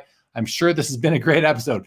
Thank you, Jeff. It has been a great episode, and Jordan is a wonderful person in the hobby. And yes, super interesting for sure. Ziggy says, Sports Card Investor, best sports card interview show in the hobby, Sports Cards Live. Oh, okay. I thought you were saying Sports Card Investor is the best interview show in the hobby, but I've heard you say that about Sports Cards Live on all your dailies. So I was wondering if you were going, if you were sort of cheating on me then, but I appreciate it. And thank you for that. Absolute seconds it. I appreciate that. Absolute. There it is, guys. There it is from Jeff Wilson, Sports Card Investor. I hope you can see it on the screen, his signature, how he opens up his episodes. Hello, Sports Card Investors, and welcome to another episode. I got it down, Jeff. I've got it down. Amit says, LinkedIn, while good, I prefer to keep my hobby separate from my career. That's a great point, Amit. I do too. I'm on LinkedIn, but no hobby content on there whatsoever. And I think that's the way to go. But I don't know. I mean, I used to do it for Facebook too. I said only personal stuff on Facebook, and now it's been mostly hobby stuff. Where do you fall on that, Jordan, on the LinkedIn side of things? I mean, I think any way to share your knowledge, your passion, your, kind of what you're good at, your intelligence, whatever it may be. I think creatively finding a way to do that on any platform is a good idea. So I actually think, although you keep it separate, you're a pillar of the hobby. So for you to find some creative, unique way, and even if it's very formal, to show that on LinkedIn, why not? I think it's part of your personality. And if anybody meets you and then discovered you were doing the show and so why don't you tell me? Why didn't you say that? I've kind of found that with a lot of people to where now I just tell everybody what's going on in my life, personally, professionally, cards, sports. There's something to be said about leaving some things to the imagination, but like I said, any way to show your intelligence, your passion, your knowledge, I'm all about it, but just do it, politely and respectfully and in a creative way, because people will always appreciate your creativity and your approach oftentimes more than your information. And if the information's good too, you're going to be undefeated. Yeah, that's a great point, man. And, the other thing just to add on to that for me is that, if we spend so much time on this hobby, the collective, myself, everybody watching, I know we all spend a lot of time within our hobby. And so why do we feel the need to hide it from certain people or to keep it separate from our professional lives? I mean, on LinkedIn, I'm connected to however many people through the professional platform of LinkedIn, but I'm not ashamed of my hobby. I'm proud of it. I love it. So I got to really assess that and decide, is it something that first of all, I'm not active on LinkedIn anyway. So it's not like I'm just going to start going on. I don't have time to add another platform just to get out there with hobby stuff and talking about it. But maybe once in a while and letting people know in my professional network know that, hey, I'm involved and that would probably help grow the hobby, even one person at a time. Somebody out there is going to see my stuff on LinkedIn if I start posting anything out there, and they're going to say, oh, Jeremy's into cards. I used to collect cards. I got to check this out again. I forgot about that. It's not a bad idea. So, and I agree, we don't have to be ashamed. We shouldn't be ashamed of this hobby. It's a lot different than it was before. It was more, I don't want to say, this is going to sound terrible, but I'll say it anyway, just for the sake of the discussion. It was more shameful in the past, I think, than it is now. And the only reason for that is because now it's not considered, at least I don't consider it as much of a kid's hobby as I used to, or as the general population used to. Now, people are realizing that, hey, this is a serious hobby. It's not just for kids. I don't know if it was ever really just for kids, but it's real. And there's all sorts of content on that recently. And we've had segments of the show talking about that before. So we won't in on that right now, but we need to be proud of what we're doing. Don't be shameful that you're in this hobby. I don't think we need to hide it from anybody. And I'm going to almost look at this whole discussion over the last couple of minutes as a challenge to myself to be that in all areas of my life. Let's move along. Jake says, I'm also interested in LinkedIn for sharing card info and content. Trying to figure out the right strategy to keep it professional. Yeah, keep it professional on that platform for sure. I think makes sense. Aaron says, Jordan at Dr. Beckett's house, VIP. How did you get there? Do you want to mention how you got there, Jordan? Because Jeff Wilson from Sports Card Investor mentioned earlier that he saw you there. Any comment? Are you willing to comment on that? Sure. I'll keep it simple, but Dr. Beckett has a hobby dinner every year. He's done it for, I think, the last 5 years. And we all know Dr. Beckett. He's a legend, He's somebody who really was extremely important in the hobby and still is. And the fact that he's willing to share his knowledge and he has been very generous with his time. And if you ever listen to his podcast, it's really great. And he has great episodes where he tries to share that information. So it started where I caught wind that he had a podcast. So I started listening, and he puts his email address out there. So I emailed him, and we built a little rapport. I connected with Rich Klein, who is his right-hand man. Rich is a great guy. He's shared so much knowledge with me as well. Very grateful for that. And then just got talking to Dr. Beckett. I call him Jim. And he said, we wanted to kind of maybe be on each other's podcast or something. And he invited me to be on. And I said, hey, I'm in Wisconsin. Should we do a virtual thing? He said, I'd like to be in person. Let me know if you're ever in Dallas. And so I tried to set up a time to just take the trip. I mean, to meet Jim and connect. And he said, why don't you come down to my hobby dinner? We'll kill two birds with one stone. You come and hang out and, be a part of it and then be on the podcast. So I think being an NFL agent, being a Favre collector, a diehard, I shared some cards and things, gave him context. He's not just inviting anybody down there.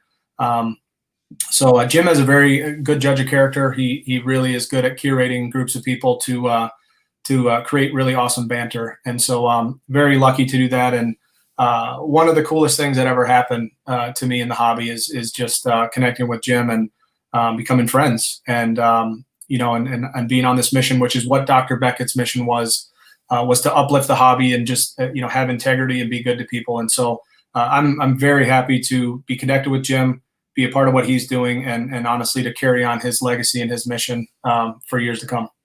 That's awesome, man, that you're taking it on to carry that on, yourself, not by yourself, but that you are looking to do that. That says a lot about yourself and your character and how you truly are for the hobby.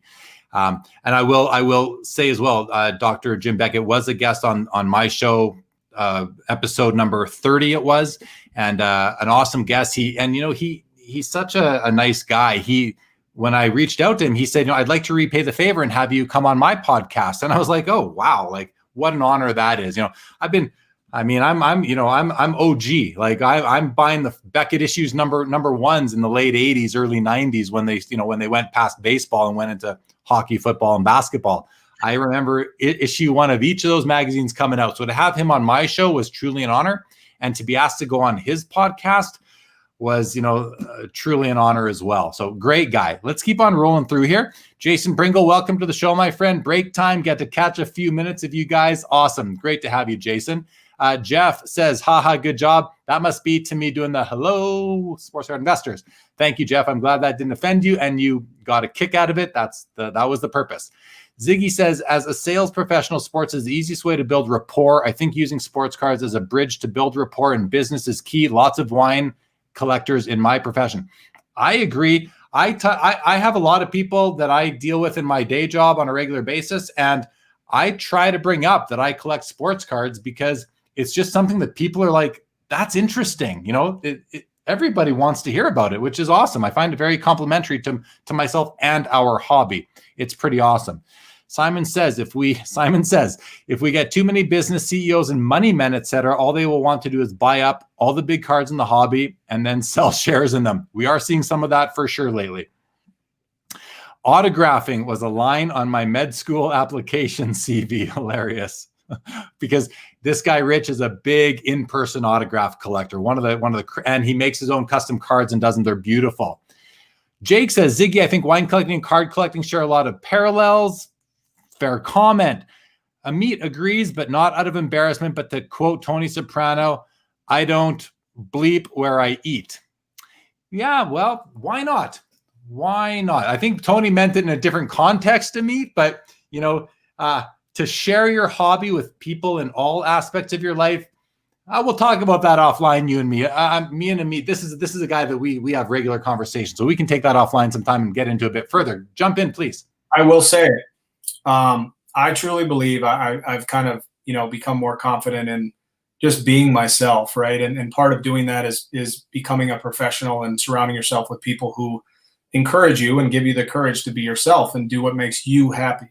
And so I think to his point on this with Amit is, I believe if you post about things you love, that love will come back. And I actually think being a collector of cards, and especially if you're a diehard, especially if you have your stuff together and you're not just like a wild man, maybe it's even interesting that way, it makes you a more interesting person. And if you can explain it in a way that's articulate, people are very curious about that. I'll give you a quick story. So Chris from the House of Jordans, he said, Jordan, if you put 10 cards on a table at a dinner party, people are going to think that's super interesting.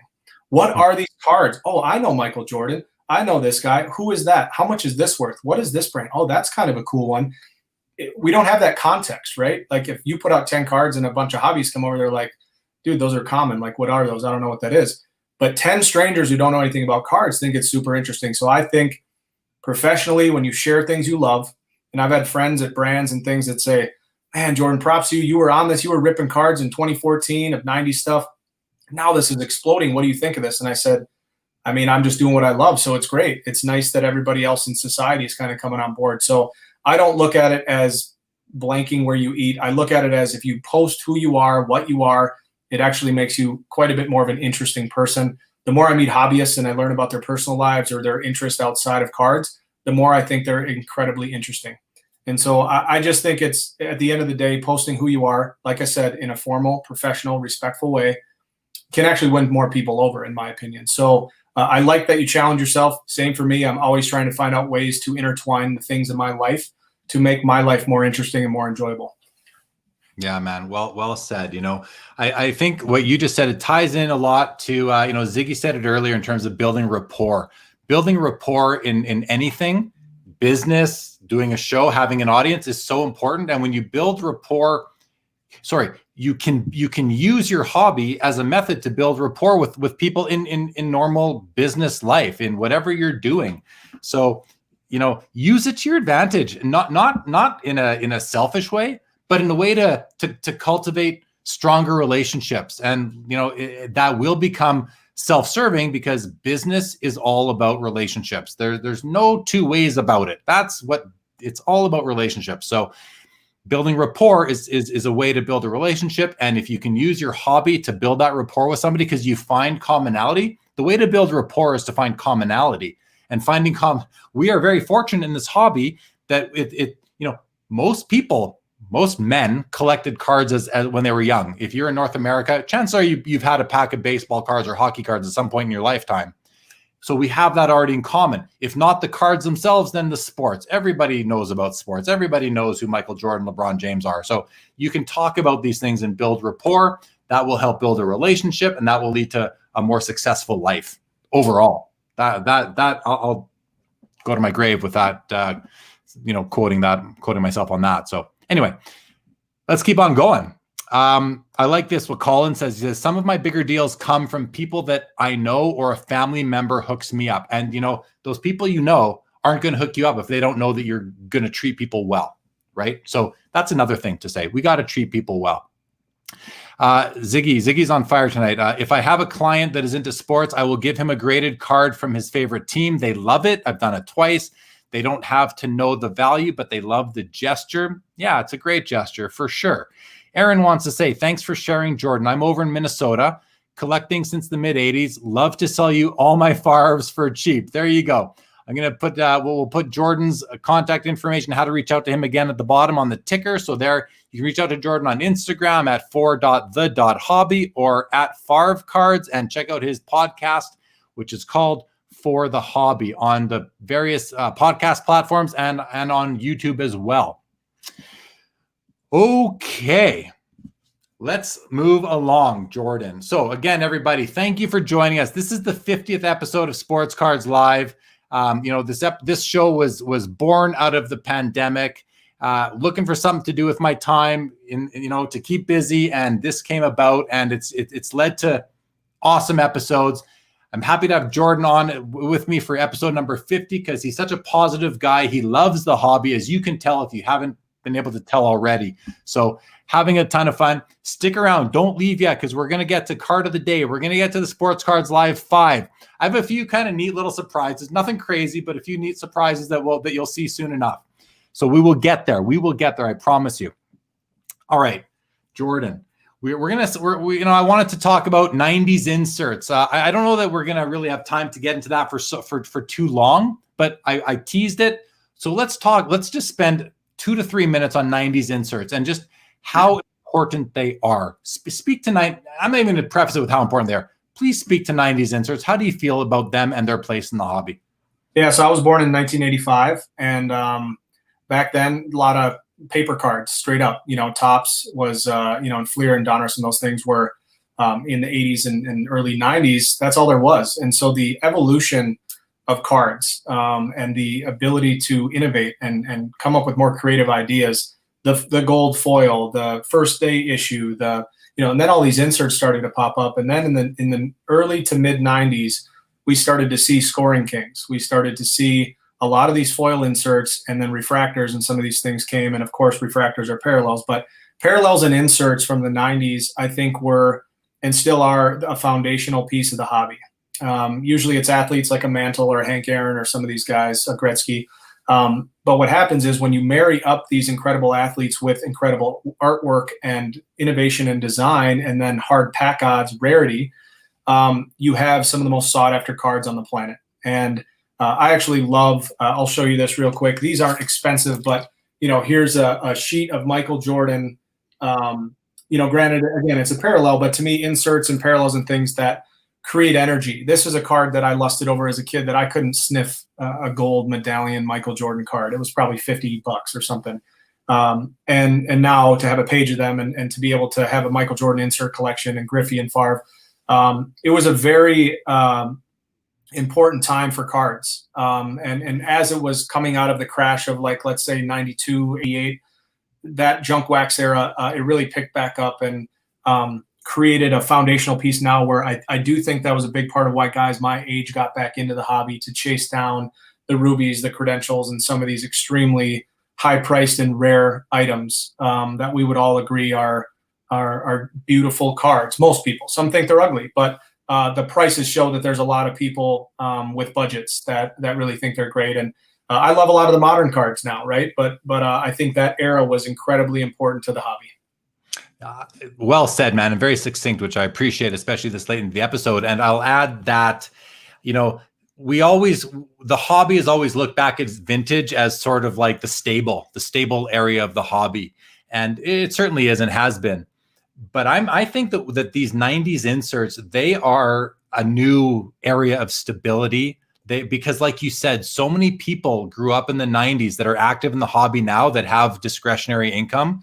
And that's what they remember. They don't remember collecting Mickey Mantle cards in the 50s. They weren't around. They remember chasing Michael Jordan cards, Derek Jeter cards, Wayne Gretzky cards. They remember collecting those cards in the 90s. So I think that stuff, and it was truly a turning point in the hobby in terms of the creativeness. Fleer leading the way with the arenas, the designers from Arena Designs, I believe they are legendary in the hobby. And so I agree. 90s cards are super important. Jake jumps in. It's funny. Jake's name is 90s b-ball cards, and he'll say they are king, especially basketball. And I don't argue with that, but I do think, and this was one of the things I wanted to touch on in the context of 90s inserts, is that it's not just basketball. It's baseball, it's football, it's hockey. All of the sports have amazing inserts from the 90s. Yes, basketball leads the way, no doubt. And it's probably had something to do with the rise in values of some of the other sports inserts from the 90s, because people are seeing all the attention paid to them in basketball, realizing how beautiful they are, how creative they are, how revolutionary they were for their time. Acetate die cut on cardboard and vice versa. I still love that stuff when they put it out today. So, all right. 90 stuff important. Jordan, finish off the topic. I would just say a big part of it was there was so much money in the hobby that these brands were pouring money into the process of creating cards, which is almost nearly impossible for brands to do now because it's not cost effective. So thinking about it's like a piece of art. You spend so much money to create it. That scarcity, that rarity, you may never see that again. And so that's why I think it's so important. All right, we're going to move on. We are going to we're going to talk about Jordan being an NFL agent a little bit later when we go into overtime after the 2-hour mark. But for now, we are going to shift focus and we are going to go into 1 second here, guys. We are going to move into the phase of the show that I like to call the PC card of the day. There you go. That's what I'm talking about. Something new and exciting. It's an overlay, guys. It's an overlay. First time I've really ever done one on the show. Thought I'd do it for episode 50. So we're going to go into the PC card of the day. And this is where I show a card from my personal collection that ties into the guest. We are going to do some show and tell a little bit later, but I got to get this done before the 2-hour mark. So our guest name tonight, as you guys all know, his name is Jordan. He's a basketball guy too. Loves his basketball cards, loves his football cards. My PC card of the day. I'm cheating. I'm doing 2 cards just like in the overlay there. I'm going to show a couple of Michael Jordan. These are base cards. So we have talked about base cards tonight and how there's thousands and thousands of them out there. But there's something special about these 2 base cards as far as Michael Jordan goes. These are the base cards of parallels that are among the most sought after in the hobby. They're both from 97 Fleer Metal and Fleer Metal Championship, I believe. And they're just amazing cards in terms of what the hobby was doing. And they're both by Arena Designs from Fleer back in the day. And I'm just going to show those off. We're going to keep this quick. These are the cards of the day, guys. They're beautiful. They're base cards. And that's it. They're beautiful and they're base cards. And you don't see a lot of, we do see lots of beautiful base cards these days, but these are special. And what I love about them, again, is that the parallels that they have, there's a parallel of this card here that's worth $400,000 that we saw sell just over a year ago. Now it's probably worth like double that. So in any event, this is the card of the day segment, guys. Michael Jordan, Jordan Hagedorn, it all ties together. Jordan, I had to get that in there, even though I know you've got cards to show. Yep. So I want to say, love that. I love base cards. I'm obsessed with base cards. So great choice. Gene and Earl from Arena Design have actually become some of my best friends in the hobby. They're incredible people. They're actually going to be on episode 7 before the hobby. So stay tuned for that. But they are amazing, amazing people in this hobby, personally and professionally. And so amazing choice. And I'm glad that worked out. Awesome. Thank you. We're going to go to a few comments quickly, and then we're going to get into Sports Cards Live 5 with you, Jordan. So first of all, I want to show Amit's comment here. He said, I find it very interesting that when I'm set in my mind about doing a certain thing, a guest comes along and blows it all up. I love this. Thanks, Jordan. So there you go, Jordan, having an effect on, changing some minds and some ways of thinking about things. That's very awesome. Aaron says, don't tease us, Jeremy. Well, there was one of my surprises. It's just an overlay. I mean, I hope I didn't let you down out there. I probably did. I know it's not that big of a deal, but I spent some time making those things. So thanks so much. Simon Meredith says, props to Arena Design. Oh yeah, we owe them a debt of gratitude for the beauty of the cards that we have for sure. There we go. Ooh, on the overlay, new graphics. Nice. Thank you. Oh my God, he figured out overlays. Watch out. I'm going to try and keep it simple there, Carlos. But yes, Legion likes it. Wow, fancy. I appreciate that. Aaron says, do we need to talk about Jordan as an agent? No disrespect at all. Isn't it more about sports cards? Well, yeah, it's more about sports cards, and we're going to find a way to tie that in. Definitely we will. Fleer Metal Universe, right? Yes, those are Fleer Metal Universe. They're both Fleer Metal Universe, but I know that like these cards, they're labeled the exact same, except the number is even the same. So I think they're from someone, Jake will know exactly what these are. Jake, if you want to educate us, because I don't know exactly what they are. I just know that they're both beautiful cards and they both have amazing parallels related to them. So the 97 one is Fleer Metal Universe, and then the other one is Fleer Metal Universe Championship Series. So that is, same year, but just a spin-off of that. So this one should say Fleer Metal Universe Championship. It's just not on the label, but that's what it's from. So very cool. Yes, PMG base cards. I agree with you, Jeff. They are beautiful cards. Simon says the one on the right is Metal Universe Championship. There we go. Jordan knows the info too. Carlos, have you been moonlighting with Jeremy on overlays? Okay, so there we go with that.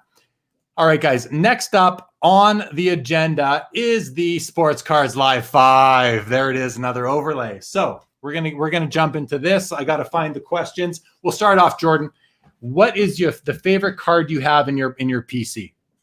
Well, it comes from the journey, right? The journey of starting with base cards as a kid, and what this card represents is kind of getting to a kind of a crowning level as a collector. And so this is the green PMG Brett Favre, which is fun. I know I met Brett Favre and he actually held it, and I talked to him about it.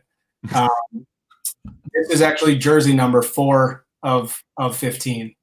So, to have not only a PMG where there's only 15 that were created, but to also have his jersey number, I actually, I'm biased, of course, but I think this is the best card of Brett Favre ever produced. So what this represents is, is really to go from, again, collecting base cards as a kid to now being able to have, a lot of elite Favres is something that I never dreamt of. And I don't even think I knew about PMG greens when I was a kid, just no internet. And they certainly didn't have any at the LCS or any shows. So, and again, to become friends with the arenas who have designed it and to, be able to talk to them about it, and we'll touch on that on our episode, is special. And I think I always say, take time to reflect and think about, how far you've come sometimes, because again, we focus on what we don't have when we should try to focus on what we do have. And regardless of the cards, we have an awesome journey that led to this. But what this card represents is that journey to go from, a humble kid collecting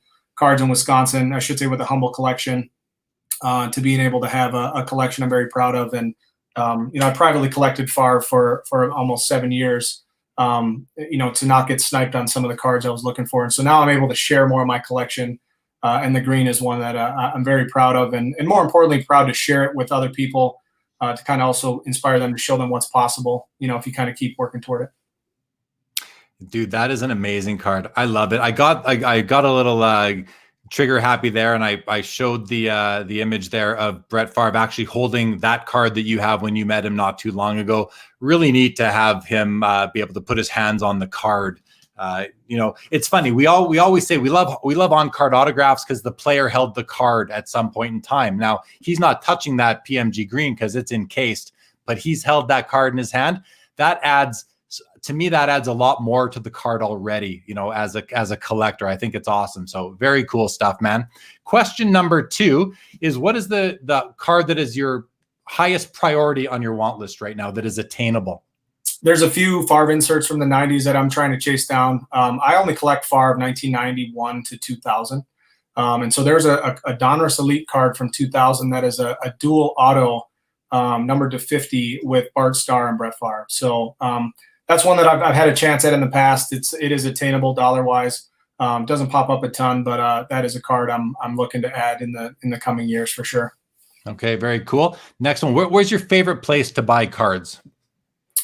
I like doing private deals, one-on-one, meeting up at a coffee shop or or a public place is number one. And then I would say card shows are a close number two. All right. Okay. There's two more questions. We're almost at the 2-hour mark on the nose. And so I'm going to ask you, Jordan, the question number 4, and I might have to interrupt you when we get into the 2-hour mark, is if you could change one thing about the hobby, what would it be? Less greed, more patience, and more empathy. Hey, man, that's a great, nice, quick, and succinct answer, guys. Okay, so as you know, I like to keep the episodes to 2 hours. I don't mind when we go over, but when we do go over, we go into overtime. It's time for overtime, guys. Here we go. Let's keep on rolling. Jordan, what is your biggest hobby purchase or sale regret?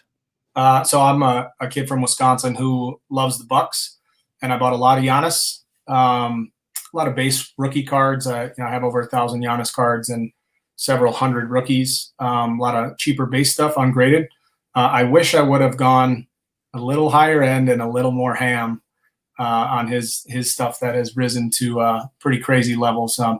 Even just some of the Prism stuff, and I do have like 14 select rookies and stuff, but I just wish I would have known and gone off my gut and my love of Giannis and the Bucks and just leveled up like, might be able to retire if I would have gone to that level. But yeah, so Giannis is for sure that guy.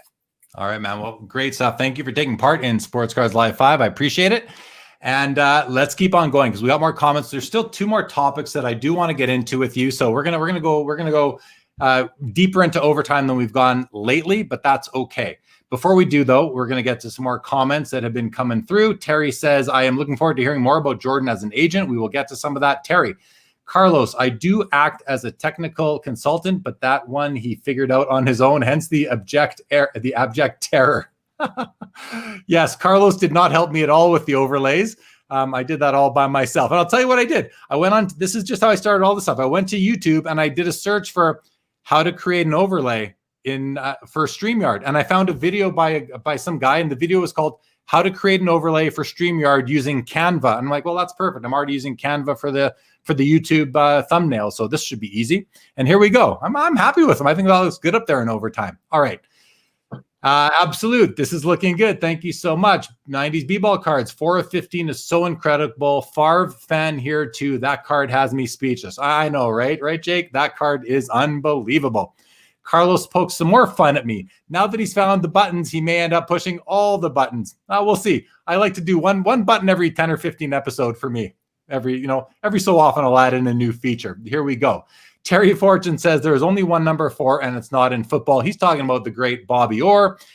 Obviously, some people wouldn't agree that there's only one. Brett Favre's up there too, but Bobby Orr is certainly a legend. Amit says fittingly the green reps the Green Bay Packers hardcore. Yeah, that card is beautiful, Jordan. It matches your hat too tonight, which is great. So the football PMG numbering is different to basketball PMGs. Yes, in terms of the green, the first 15 are green, and then the reds are out of 150, I believe. So there's like 135 reds then. Would that be right? Yep, that's correct. And I have the twin there as well. I know we'll show that, but beauty. Yeah, man. God, those are just beautiful, man. Just beautiful. Aaron says, I love that response, Jordan. I'm not sure which question, but thank you so much. Jake is, 3 overlays, guys. 3, and I have one more in store for another episode. You'll see that then. You need sound effects for Sports Cards Live Overtime. Yes, I do. I haven't figured out the whole sound thing yet, but we'll maybe get there. Sudden death. No, that's a trip. Hey, that would be fun too, right? Sudden death, the one we passed the 2.5 hour mark, perhaps. Overlays and sound effects. I don't know if I can handle it. I appreciate all the excitement over these overlays, guys. I'll tell you, I had a lot of fun. Couple late nights recently doing that. Jeff says Giannis cards are a lot more affordable now than they were 45 days ago. Very true. Very true. Absolute. Mike says Jeremy's a little trigger happy right now that he found these overlays. You guys, you're on to me. You are on to me. And Jeff follows up. It's a good time to buy more, perhaps. I mean, hey, you know what? You're better to buy the dip than you are to buy the peak. That's for sure. Got to agree with that. Jake says, yep, much of the basketball market is seeing the usual off-season cool. It's like I've said before, I believe the best time to sell cards is leading into the season or leading into the playoffs. That's when leading into the season, that's when everybody is hyped on everybody has hype for their players. So everyone has high expectations for their players on their team. So that's when you see higher prices being paid. So great time to sell. If you're a flipper, if you're buy, sell, the best time to sell is leading into the season or leading into the playoffs for teams who have fans who are expecting or hoping that their team will go far with a playoff drive or even win the championship.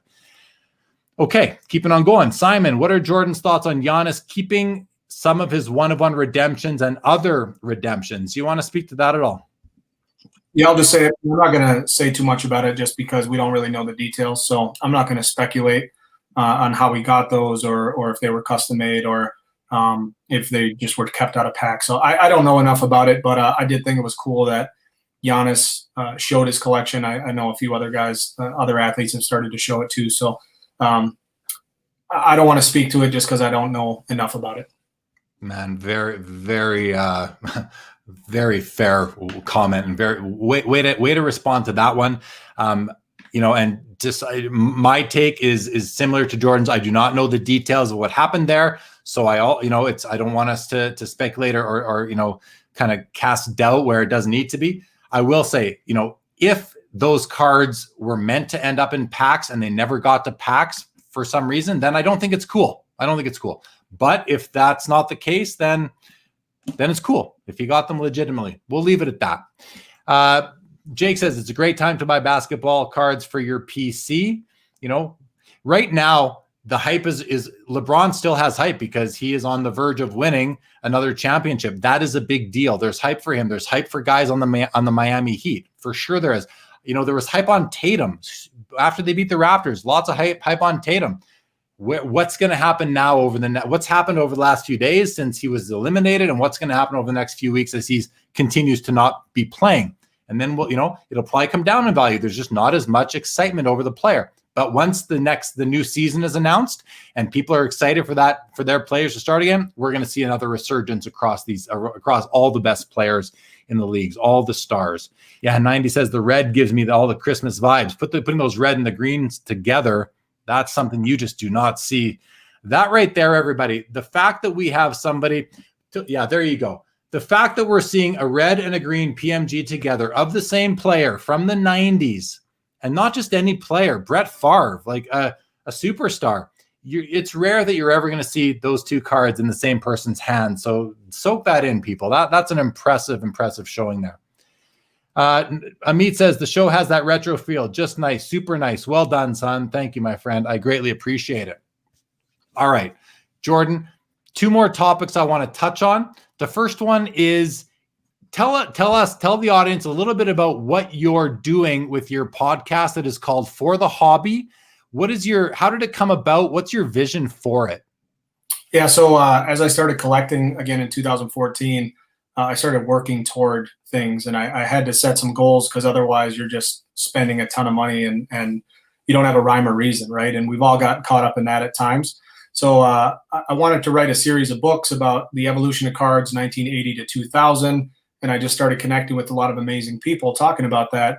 As I saw other people creating content, I said, okay, these books are going to be cool and they'll be fun. It's been fun to assemble the content, but a podcast is the latest and greatest way to share stories. And if you can't tell by now, I just like you love to talk and conversate and create energy. I'm an energy guy. So a podcast is a great way to create energy. Oftentimes just shooting the breeze. Here we are over, 2 hours talking cards, and it feels like it's been, 10 minutes. So a podcast was inevitable. And so, the goal for the hobby is to connect like-minded people and, just bring people together and uplift the hobby. And to me, no better way than to just share stories, tell stories, and document my journey in the hobby, the great people I've met, and just find a way to talk about cards, have a reason to talk about cards more often, and to share that with the world. And it's wonderful, man. I mean, if you have a positive spin on the hobby and, you're just out there spreading the good word, you're not shooting anybody down, you're not attacking, you're out there keeping the hobby positive. I got all the time in the world for you. I want to see more of that. I mean, I say that, yet I spend so much time watching and listening to hobby content already. It's like, how many more do I have room for on my daily agenda? Never mind that. I spend hours creating, I do 3 shows a week. Like I'm putting out 6 hours of content a week just on this show. How much can I be watching and consuming myself? Well, I find time to do it. So I like I said, I have all the time for people like you who want to spread the good word, keep the hobby positive, and I encourage you to keep on doing it, pumping out your podcast. I can't wait to hear more of them. So it's awesome. The other topic I want to talk about is the one that we've talked about a little bit just in leading up to it, is you do act as an NFL agent. What I'm curious about really is, like, how did you become an agent and how did you find your first client? Yeah, so I always loved, cards and sneakers, and kind of was always hustling and trying to find ways to make it, right. We didn't have a ton of money. We had all the love in the world, but growing up, we just had all the love in the house. But I always knew I wanted to kind of make a better life for myself and my kids. And I don't have any kids now, but eventually, and also just to kind of take things to a different level. So I always pursued sports. I went to college for 2 years for graphic design. Ended up, after buying and selling shoes, dropped out of college, went to work at East Bay in marketing. So it's a catalog in Wisconsin, and a national thing where it's kind of an iconic thing here in the States. And worked there for 4 years in marketing. Was very lucky to meet and work with Kobe, Michael Jordan, Kevin Durant, just athletes I never would have dreamed of. And from there, met a bunch of NFL agents and agents of all sports, actually. And a few NFL agents wanted to bring me on board. They said, hey, our guys love working with you. If you're ever interested in that field, let us know. So caught on with an agency. They have mentored me and helped me and kind of got me going, got me certified. And there's an exam. So you take the exam. I passed that exam in 2016 and it's put on by the NFLPA. And then from there, actually connected with Harrison, my first client, through a guy I met at the NFL agent exam. So he ended up not passing, but he facilitated a meeting. I met with Harrison. I flew down to Georgia, less than 15 hours. I was there, a 3-hour meeting, and we talked 5 days later, and he went with me. So in our agency. So unbelievable stuff. But I mean, when you pursue something, you got to shoot your shot. You got to find ways to get involved and network in that industry. And so now it's my 4th season. Had a handful of clients over the years. Our agency has 10 to 15 clients at any given time. And it's a tough business, but it is something that's rewarding and really based on the people you connect with. So Harrison's a great guy. He's believed in me from day one, my first client, and has gone on to do great things. We got him a $20 million contract last summer, and, to be a 24, 25-year-old kid, doing well, kicking a football, making a lot of money, helping his family and his network. It's been really, really fun. That's awesome. Well, congratulations on that. It's exciting to be involved in sports, right? It just is. So congrats to you on that. Do you collect his cards? I do. So we, you can imagine the kicker's cards aren't the most expensive. And so, you have some of his, well, I'll just show you, this is kind of a fun one. So this is, I'm 1 card away from the 2019 Prism Rainbow. So this is 25 essentially of the 26, multiple golds. So here's the gold vinyl to 5, and then there's a couple of golds in here somewhere. Yeah, so I have like number 7. I'm trying to get the glare. So some golds, and then I do have the only one I'm missing is the green shimmer. So this is the 1 of 1, which is super fun to try to chase some of those things. So. Yeah, I mean, I've chased down some of his cards. I've met a few pretty awesome Butker collectors, which is cool. They're Chiefs fans, and so we've traded cards and built great relationships just based on Harrison and his journey and everything. So we got to go to the Super Bowl and met even more collectors and people there, and obviously not a ton of collectors for a kicker, but the ones that do are diehard. So. Excuse me. I have a pretty good collection of Harrison, and I am the 1 card away, the green shimmer of 2 away from his rainbow on that. So if anyone out there has it or knows where it is, you got to let Jordan know for sure. That's cool stuff, man. Okay, let's go on to some show and tell. Unless anyone has any questions about that, I didn't see any come in. You want to shoot any away, we can come back to them. let's move on to some show and tell, Jordan. I know you've got some wicked cards, and this is a sports card show. So let's show the audience some of the cards that you want to share that really show us who you are or define you as a collector. Sounds good. So I know we've talked about Favre a lot. I showed the green PMG. Being a kid, the base cards, to now be, being kind of an elite collector of a player is always interesting to think about how your taste is formulated. So I love some of the iconic 90s stuff. We talked about those inserts, so I'll just show you. Platinum Medallion is one. So this is the Platinum Medallion from 97. And then I have 98 as well. Numbered? Are the Platinums numbered? Yeah, so the first year, sorry about that. The first year, they made 250 of them, but they did not number them. That's 97. 98 is numbered to 50. Is numbered to 98. 99 is numbered to 99. Oh, cool! I like that. 2000 is numbered to 50. And again, this is I love Fleer Ultra as a kid, so this is fun. Another one I love is that one's die cut too, isn't it? Correct. Yep. So another set I love is Flair Legacy, which again, all these Jordans are astronomical. Jordan and Kobe. So to have the football is nice and stuff's been a little cheaper. So there's, try and tilt the top towards your screen. That'll keep the glare off it. Yeah. Tilt it forward. That's good. Yeah. So I'll just show you, I have all the Flair Legacy, Flair Showcase Legacy collection. I have all those. I'm not going to sit and show all. I think you'll bore people to death. So that's a good one. And then the PMGs I'll show those in a second. The Essential Credentials, here's 97. That's numbered to 100.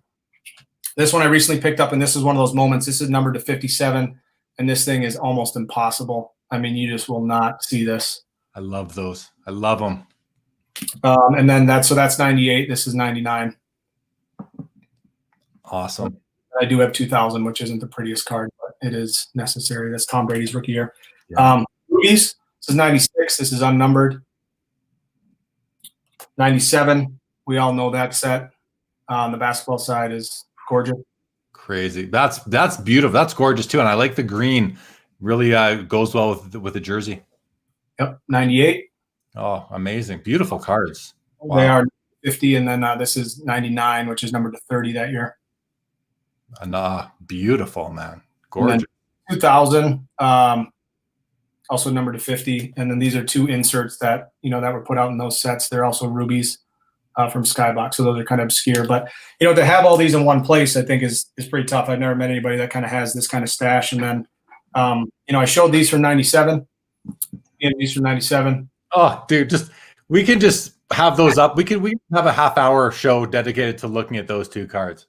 Yeah, it's gorgeous. I do actually, the year before, I have the Precious Metals, which is, kind of when Fleer Metal just first started, unnumbered, a little more common. I do have the 98 as well, which is a championship series, which you showed the Jordan earlier. That's numbered to 50. That's not the base card. That's the actual, or is that the base? This is the PMG. That's the PMG. I thought so. Okay. And then I do have, this is a beauty that you probably never seen before. This is the 1-of-1 Gem Master from 98. No, I've never seen that. They didn't do these for basketball. That's a really cool card. I'd like to get a better look at it because I don't know what it's supposed to look like. A lot of these cards, what they're supposed to look like so you can create the image in your head. That one, that is fancy, man. That's got some cool effects going on. It's like bronze, and then it has some squares, and it's really cool. And then the 99. So I have all the PMGs. Not all. There's one more 101 out there, but this is BGS 9. So, this is, like I said, what this represents is super interesting to me, even from inside this, to go from not even knowing what these cards were to kind of discovering them in the mid 2015-ish, and then hunting for them quietly so I wouldn't tell people I'm on it. So, Carlos, I started Favre cards, and I'm kind of rolling that out to share more of my PC. And I've had friends that are begging for some of these these whales to be shown, but I'm kind of rolling it out in the way that I collected cards. So you'll get there. We'll roll a little bit on that. And you're rolling them out on Sports Cards Live. I think you said to me last night that you haven't shown a lot of these ever. You're going to debut showing them ever on this show. So I think that I'm flattered by that, man. That's really cool that you're willing to do that on the show with me. So thank you for that, because these cards are amazing. I'm going to just take a break for a second to show a couple of comments that have come in on that. Simon put this up before. Simon says these cards are X-rated, no doubt. Joe, welcome to the show. A little bit late, but that's all right. Great to see you. He says, cool to see the parallel universe of 90s football. And I agree, because the basketball universe gets so much attention. It's so cool to see the football coming. And, you're probably familiar with Rodman, who's a huge Jordan collector, very well followed on Instagram. And he's known for having I know him for having every Michael Jordan insert card. It's amazing, his collection. He's recently been showing some amazing football cards too. So football's catching on with some of the big basketball collectors. And that's what I've been kind of trying to see happen in the future with hockey, because we have some beautiful, beautiful cards in hockey. And I'm hoping to see more basketball guys come over to hockey and see some of these beautiful cards and flex them on Instagram as well. Speaking of flexing, Building Buildership says a nice flex on the cards, and welcome to you, Building. Good to see you tonight. Simon says the 90s rubies are amazingly beautiful. Have to agree with that. And then Simon says, don't show them all at once. Got to keep them wanting more. Well, that's probably the strategy for Instagram. But here, what's up? Next time we have Jordan on, might be a while for here. So let's see them all tonight if we can, Jordan. Yeah, I mean, that for the most part is rubies, PMGs. I'm trying to think. I got a few dupes here, but that I would say that's the core of what I got. I have thousands of inserts from the 90s, of course, but that is the foundation of the higher end Favre stuff I have. Well, that's awesome, man. Those cards are amazing. We did have one question from Amit based on working as an agent. He says, do you incorporate financial training for the guys you sign? I feel that we need to teach finances more so that these kids have a nest egg to fall back on. Is it part of the program? Yeah, so there's the NFLPA has a program where they have a list of certified financial advisors that you recommend to all the players. So as you're getting in there, you can kind of guide them in that way. Very cool. Very cool. And a question that came up earlier, I think it was Billy that asked it way earlier on in the show, was, do you ever talk about cards with clients? Are they aware of them? Do they complain about signing them? Tell us a little bit about that. Yeah, they're aware of them. They a lot of these guys grew up around football when they were kids. So they knew of the rookie cards of the guys that they watched. So they're aware of them. They don't always understand. So I've tried to teach and educate not just my clients, but other pro athletes, because a lot of guys just don't have the knowledge. They don't really understand, how is this worth $10 and this is worth $100 or $1,000, or even Brett Favre. Actually, I was sitting there talking to him about it, and he said, what are some of my other cards? And I showed him some of this stuff, and he's going, geez, this card's worth 30 grand. I mean, what, he fake puts it in his pocket. And so, that's kind of cool. I've actually been working, kind of toward that with other athletes to try to educate them and help them understand. Oftentimes they're not collectors, but as you explain it to them, they actually, are pretty interested, because a lot of these guys are pretty curious guys, especially when it comes to their own brand or their own existence kind of in their place in pro sports. Yeah. Cool, man. It's nice to know, obviously we collect the cards. It's always interesting to get the player's perspective on the cards themselves, and not just having to autograph sheets of stickers or stacks of cards, but do they think it's as cool as we do? And, there's a player I just saw on Instagram today. I think he's a football player. I can't remember his last name. I think his first name is Eldrick or something like that. And he was showing some cards and saying how, you got to collect PSA or something like that. But I think he's a player, because he had thousands and thousands of followers, if not 100,000 followers or something like that. And he looked like a player to me. So looked like a real big dude, big beard, big dude, must have been a football player. And, it's just, I think we're seeing more and more of that now. And, Giannis showing some of his cards, it's becoming more mainstream. And I think we're going to see more and more players wanting to get into the card game, because you've heard for years, you hear about players trading game used bats, trading jerseys, trading hockey sticks with each other.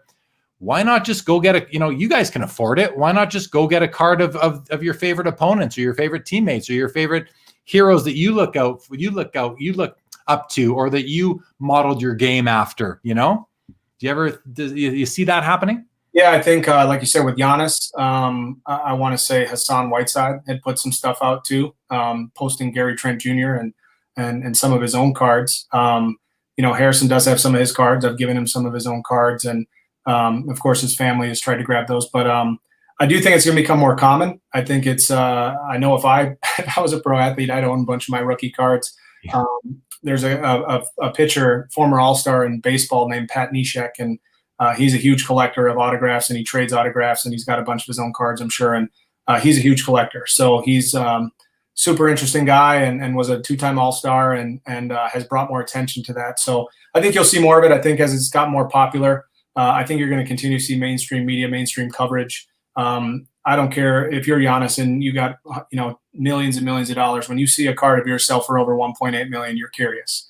And you're wondering why. So I know LeBron has talked when that card sold so much, he posted and said, I have some of these. So I'm hoping some of those stories get exposed. And that's part of this, is trying to get to the bottom of that stuff. So, I mean, it's a good point, and it is something I am hoping to try to tell some more of those stories here into the future. Right on, man. Well, yeah, as you find that information, you hear these stories from these guys, please share it with me. Or come back on the show and let's tell some stories, because that's super interesting. You mentioned Pat Neshek, I think is his name. There's also Phil Hughes was an MLB pitcher, and he's got a YouTube channel called Phil's Pulls, very popular, tons of followers.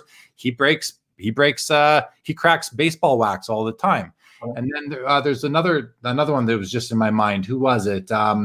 Oh gosh, it's escaping me right now. But there's even another player I know who's getting involved in the hobby. So it's not just it's spreading. And like you said, mainstream media is causing it. You see cards sell for 4 million, 1.8, 1.9. These players are getting interested, and even Brett Favre slipping your card in his pocket. It's pretty funny, right? Couple of comments here. Amit says, have a good night, gents. You both did a great job. We'll catch you both on Instagram and YouTube. Thank you, Amit. Amit will be my guest on an upcoming episode of After Hours, which airs at 12:30 a.m. Eastern, that late Saturday night, 12:30 on Saturdays. Yeah, Phil Hughes, former Yankee pitcher, has a box breaking channel and is a card collector. Amit says, heck, I made my own trading card. I stare at it all day. Can you imagine being LeBron and looking at their own card? Woot. Yeah, that would sure be fun. Amit's same comment again. Amit's looking for an agent. Jordan, he doesn't play any sports though, so you guys will have to figure out what you can represent him for. Absolute. Thanks for a great show. You're welcome. Brian, good evening to you. And there was one other comment that came in. Oh, Billy wanted to know, do you have any plans to represent NHL players? He saw that you represent some MLB, NBA, NFL Olympians, you and your firm. Any plans to represent hockey players? No plans. Every league has a different I would love to get into NBA down the road, just knowing I'm into sneakers. I have one point had over 650 pairs of sneakers. And so doing sneaker deals and doing things like that, I think would be really fun. But every league has a different exam and a different kind of regulations and things for agents to come into it. So, it could expand someday, but no plans for hockey at the moment. I'm going to stick to my lane of kind of what I know best. So baseball, basketball, football are really sports I'm most passionate about. Awesome. Legion, a big round of applause. Thank you from that. Okay, so listen, man, Jordan, we are at the 2-hour, 28-minute mark. The shows rarely go this long. But we can call it a night, but we can keep going and chatting about a few more things too. It's up to you. How's your time looking right now? I'm good. It's late, so we're good. All right. What is Building says, as long as your subscribers keep going up, I know things are heading in the right direction. Wait till you hit 1 million subs. Haha. Wow. That's a big number. Big number. Adam Lefko has been flexing his cards live on NBA shows he's on. That's right. We've seen that happen. So that's great for just the attention that the hobby is getting. Dunkachino, welcome. Hey, Jeremy and Jordan. I find collecting collegiate football cards of my alma mater more fun than chasing NBA Hall of Famers because I'm able to curate more of my collection and it's way more affordable. Right. Collect what you like. That's what it comes down to. Collect what you connect with. So important.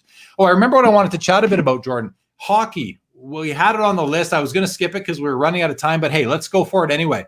So, I mean, I'm a hockey guy first and foremost, and you're a major NFL fan. You're a major NFL collector, Brett Favre specifically. Being in your chair, with your perspective, how do you view the hockey segment of the hobby? And do you see opportunity in hockey cards? Yeah, whenever a category is not fully maximized, right? Like basketball is just blown up. Football is growing. Baseball has always kind of been there. Hockey has always had room for growth. There's always I've always loved Gretzky. I mean, I'll show you this, and you know this, but I have some Gretzky cards, and I'm not a big hockey fan, but to have a Gretzky rookie is something that I wanted to do. So, I picked it up many years ago. I think 2014, right when I got back in. So, and then also when we're on the PMG front, this is the retro, but it is a card that I thought was really cool. Gretzky was just huge in the 80s and 90s, and so Gretzky is the Michael Jordan of hockey. Connor McDavid is maybe the LeBron of hockey, right? There's a lot of, Sidney Crosby. There's a lot of guys that are superstars. They just don't have the visibility. Let me just jump in for 1 sec on that Gretzky, the red PMG you showed. You did you did qualify it by saying that, this is the retro.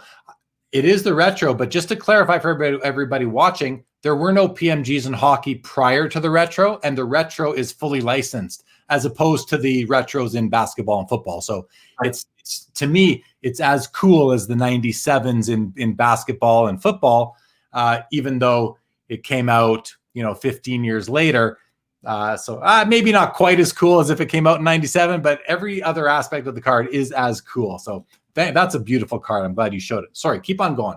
Yeah, no, I just think I respect every sport that has really nice, beautiful cards, and that, these designers and these companies are pouring energy into, and Upper Deck has done a great job. I've listened to past episodes where, Carlin and those guys are talking about what they're doing in the community for young people and kids and people who are maybe in need of a pick-me-up. So love that about them, right? And I've dabbled in hockey a little bit with just some Gretzky stuff, some Lemieux, just little, cards that I just enjoy putting in a binder because I like having some Eric Lindros and some of these players that I did, Mark Messier, guys I saw on the cover of Sports Illustrated when I was a kid, and their stuff's pretty affordable. There's room for growth. It's going to take some bigger collectors to come in and start throwing down some dollars, making it popular. It will be hard for it to hit the tipping point. But at the same time, it's continuing to grow. And I do think there's the marketing of hockey itself needs to improve too. There are some superstars like, Ovechkin and Crosby that are mainstream superstars. If you ask your average sports fan, they see the highlights, they see what's going on. We all appreciate a really beautiful goal on the SportsCenter top 10, but we couldn't even tell you what the guy's name was. So there's a reason for that. It comes from marketing and attention and just continuing to try to win fans over. And, without making it a novelty, it could be tough, but there's room for growth. I would love your take on it, being so deep in it, being maybe a little biased, but talking to somebody who's not biased. I mean, I think it's a good platform to be able to banter about it. Well, first thing I want to mention is that, you've said marketing, they have to market the superstars better, the sport better. And I wonder why an organization like the National Hockey League isn't seeing better results from their marketing. And is it because the marketing department or agencies that they're using aren't doing a bang up job, or are the challenges just so high? And I think one of the things I came up in a prior episode was, it would be cool if there could be like some big marketing campaigns by Nike or Adidas, and someone made the comment that, well, people aren't, it's easy to do marketing with running shoes because everybody wears shoes, but very few people wear skates, so it's like, what's the tie in there? Basketball and shoes go hand in hand. Hockey and skates go hand in hand. You're not going to start selling branded skates to everybody in the United States who wants to get closer to the hockey game. So I don't know if there are limiting factors that are making it difficult to penetrate the masses from a marketing perspective. But I'll turn the question back on you because you are in marketing. You have a marketing agency as well as being an NFL agent. You have a marketing business. What? And I don't mean to put you on the spot, but what do you think the NHL could do to improve their marketing and to overcome some of these barriers that are causing them to not really reach the masses and have an impact? Well, when it comes to bringing attention to an entire league or the superstars of that league, just like basketball did with Michael Jordan, Nike helped make Michael Jordan larger than life, and Gatorade and Wheaties and all these companies, McDonald's and Coke, that took Michael Jordan and made him a superstar. So even if you didn't watch basketball, you would see him in commercials, and he was charming. He was interesting. I would argue right now that there's a ton of collectors that own Luka cards that have never seen him play a game of basketball. And so when you start thinking about somebody becoming popular, somebody becoming a superstar, and or a league getting more popular, to answer your question, if I got the brief from the NHL of how do we grow our sport, well, you have to get a little weird with it. You have to get creative. You have to create these guys' personalities outside of the sport. And when you put them in commercials, not just, hey, tune in to watch the game on Saturday, but, showing their personality, showing their weirdness, showing their, becoming a YouTube star or doing something that kind of is a little more underground. I mean, you look at, Dwayne Johnson, who was The Rock, who was a wrestler, and he's now become a huge superstar because he went into movies and he went into, he bought into the XFL, and, and he's on Instagram with 100 and however many millions of followers because he gets on and shows himself. And I'll be honest, I've never even seen a Dwayne The Rock Johnson movie other than maybe Jumanji over the last 5 years or more. But I know who he is. I know what he's doing. He's got to deal with Under Armour. He's connecting with other athletes. He's posting selfies with Kevin Hart. Like, he's doing things that make him culturally relevant. I can't even tell you the last time I saw a hockey post go viral where you're like, whoa, did you see what Sidney Crosby was doing? Did you see what Ovechkin was doing? Did you see who's this guy? If some player who I've never heard of is doing something weird or funny or interesting on Instagram, you then know who they are, and you're like, that guy's kind of funny or weird or something. I kind of want one of his rookie cards just for the heck of it. I think you're up against that in a new era because guys like you are getting older and you're going, I love hockey forever. But a guy like me, there has to be something unique enough for me to even want to look at the guy's Instagram, let alone watch a game of hockey.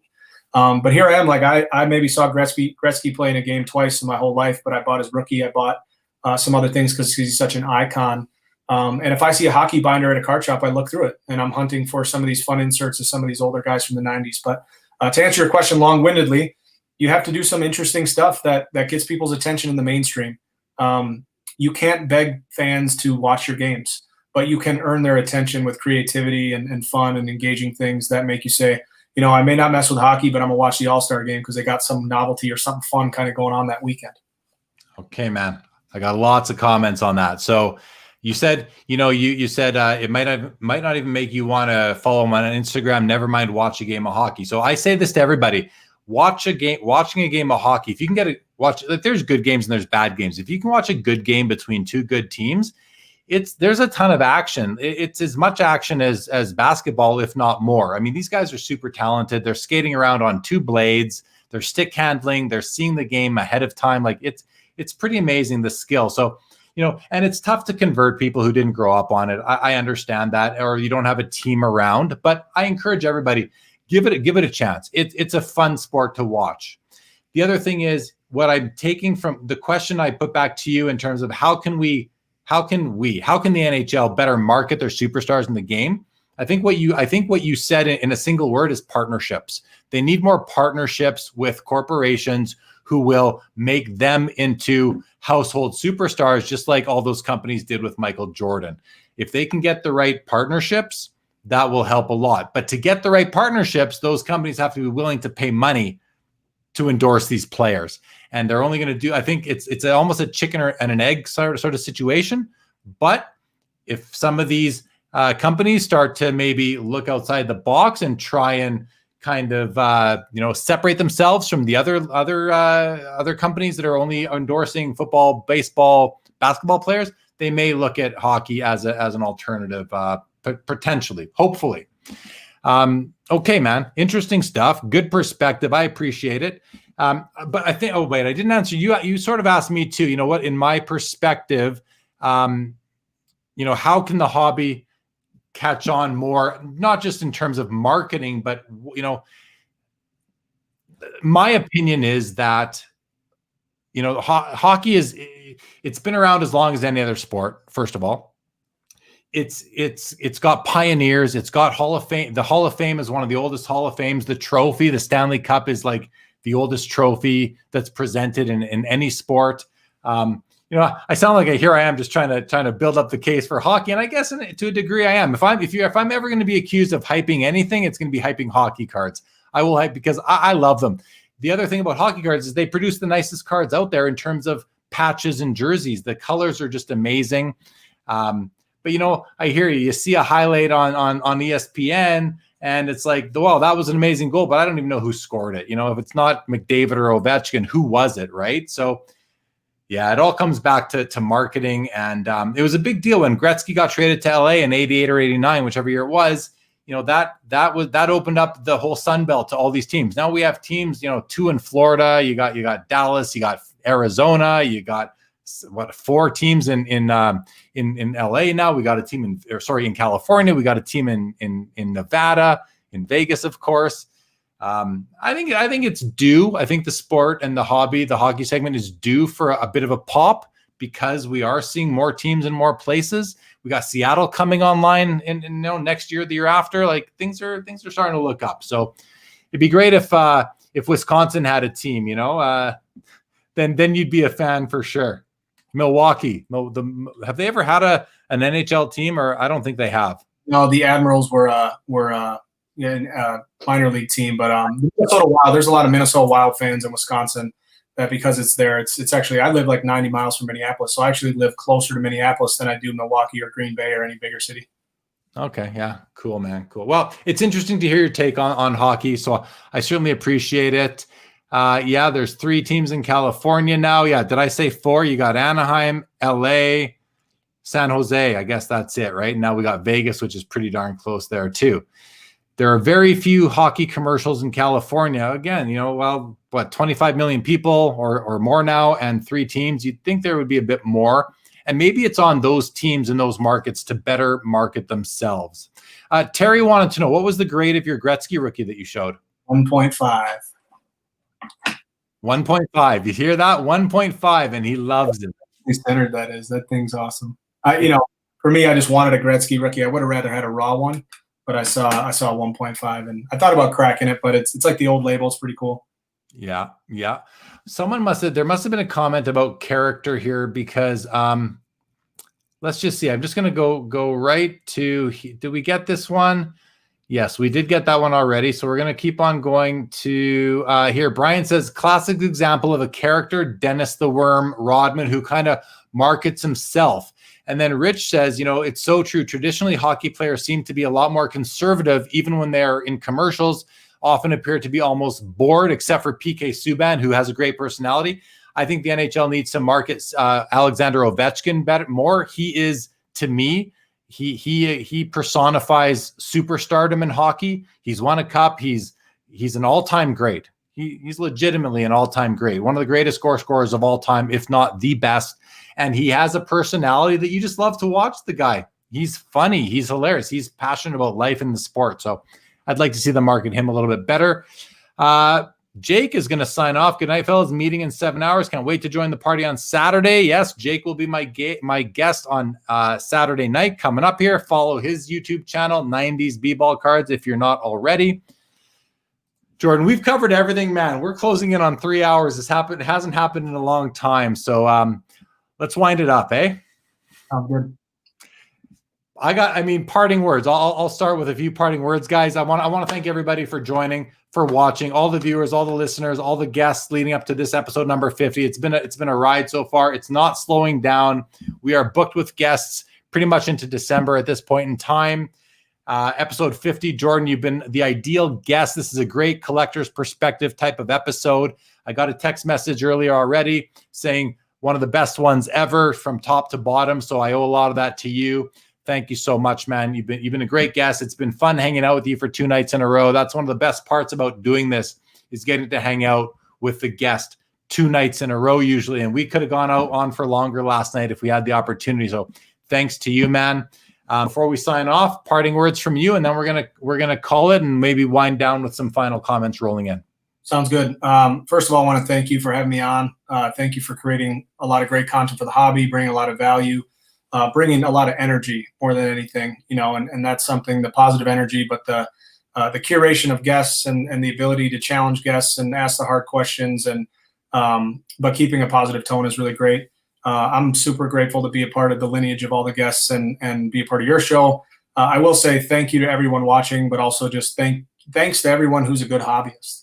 I push a lot of uplifting the hobby and all these other things, and whether that's the case or not, I am very grateful for a lot of the awesome hobbyists I've met over the years. A lot of really great guys that have helped me assemble my collection, but also friendships and relationships that once we all get back to the National, we're all going to have beers and food, like you said. And these are lifelong relationships. The community is a brotherhood and a sisterhood, and I'm grateful for that. And gratitude reciprocates. So I know you're the same way. And so any hobbyists, thank you for being great hobbyists, for continuing to push, others to get them into it and just grow this thing. It's been an absolute joy and the most fun I've had in many, many years over the last 7 years of getting back into it. Man, I feel the same way about everything you just said. So I'm not going to, it's awesome, man. I agree completely. Thank you for those comments. So here we go, guys. We got Simon saying thanks to Jordan for sure. Carlos, you're still there. Awesome. Great show, guys. Thanks for coming by, Jordan. Thank you, Carlos. Rich, great show. Thanks, Jared. Thanks, Jordan. Thank you, Rich. Simon, thanks, Jeremy. Be back for Jake on Saturday. Awesome. Can't wait. Andrew, how you doing, buddy? Congrats on number 50, Jeremy. Great show tonight. Thank you so much. Thank you so much. Building, great guest. Thanks, Jeremy. My pleasure. Terry, great show. Jordan is very educated and humble. He is. Jordan's a great guy. I'm proud to call you my friend now, Jordan. I look forward to seeing you in person. I mean, it's not gonna feel like we don't know each other. It's just gonna be like normal. You just know it, right? So Brian Kingsley, well said. Thank you so much, Brian. Simon, congrats on 50, Jeremy. Here's for the next 50. Thank you, Simon. Really appreciate it. Joe with some great advice. Pay it forward. Awesome. Legion, great stream. Thank you, Legion, as always. Jeff, could listen for another 3 hours. Great show. Thank you, Jeff. Much appreciated. Dunkachino says, Harrison Butker is GOAT Madden kicker. Good show, boys. Thank you, Dunkachino. All right, guys. Thanks again, everybody. This has been a blast. Episode number 50 comes to an end. I hope you like the new overlays. That was fun for me. Thanks again, Jordan. Stay right there. We're going to sign off. We'll see everybody back on Saturday with Jake Roy of 90s B-Ball Cards. Everybody, good night.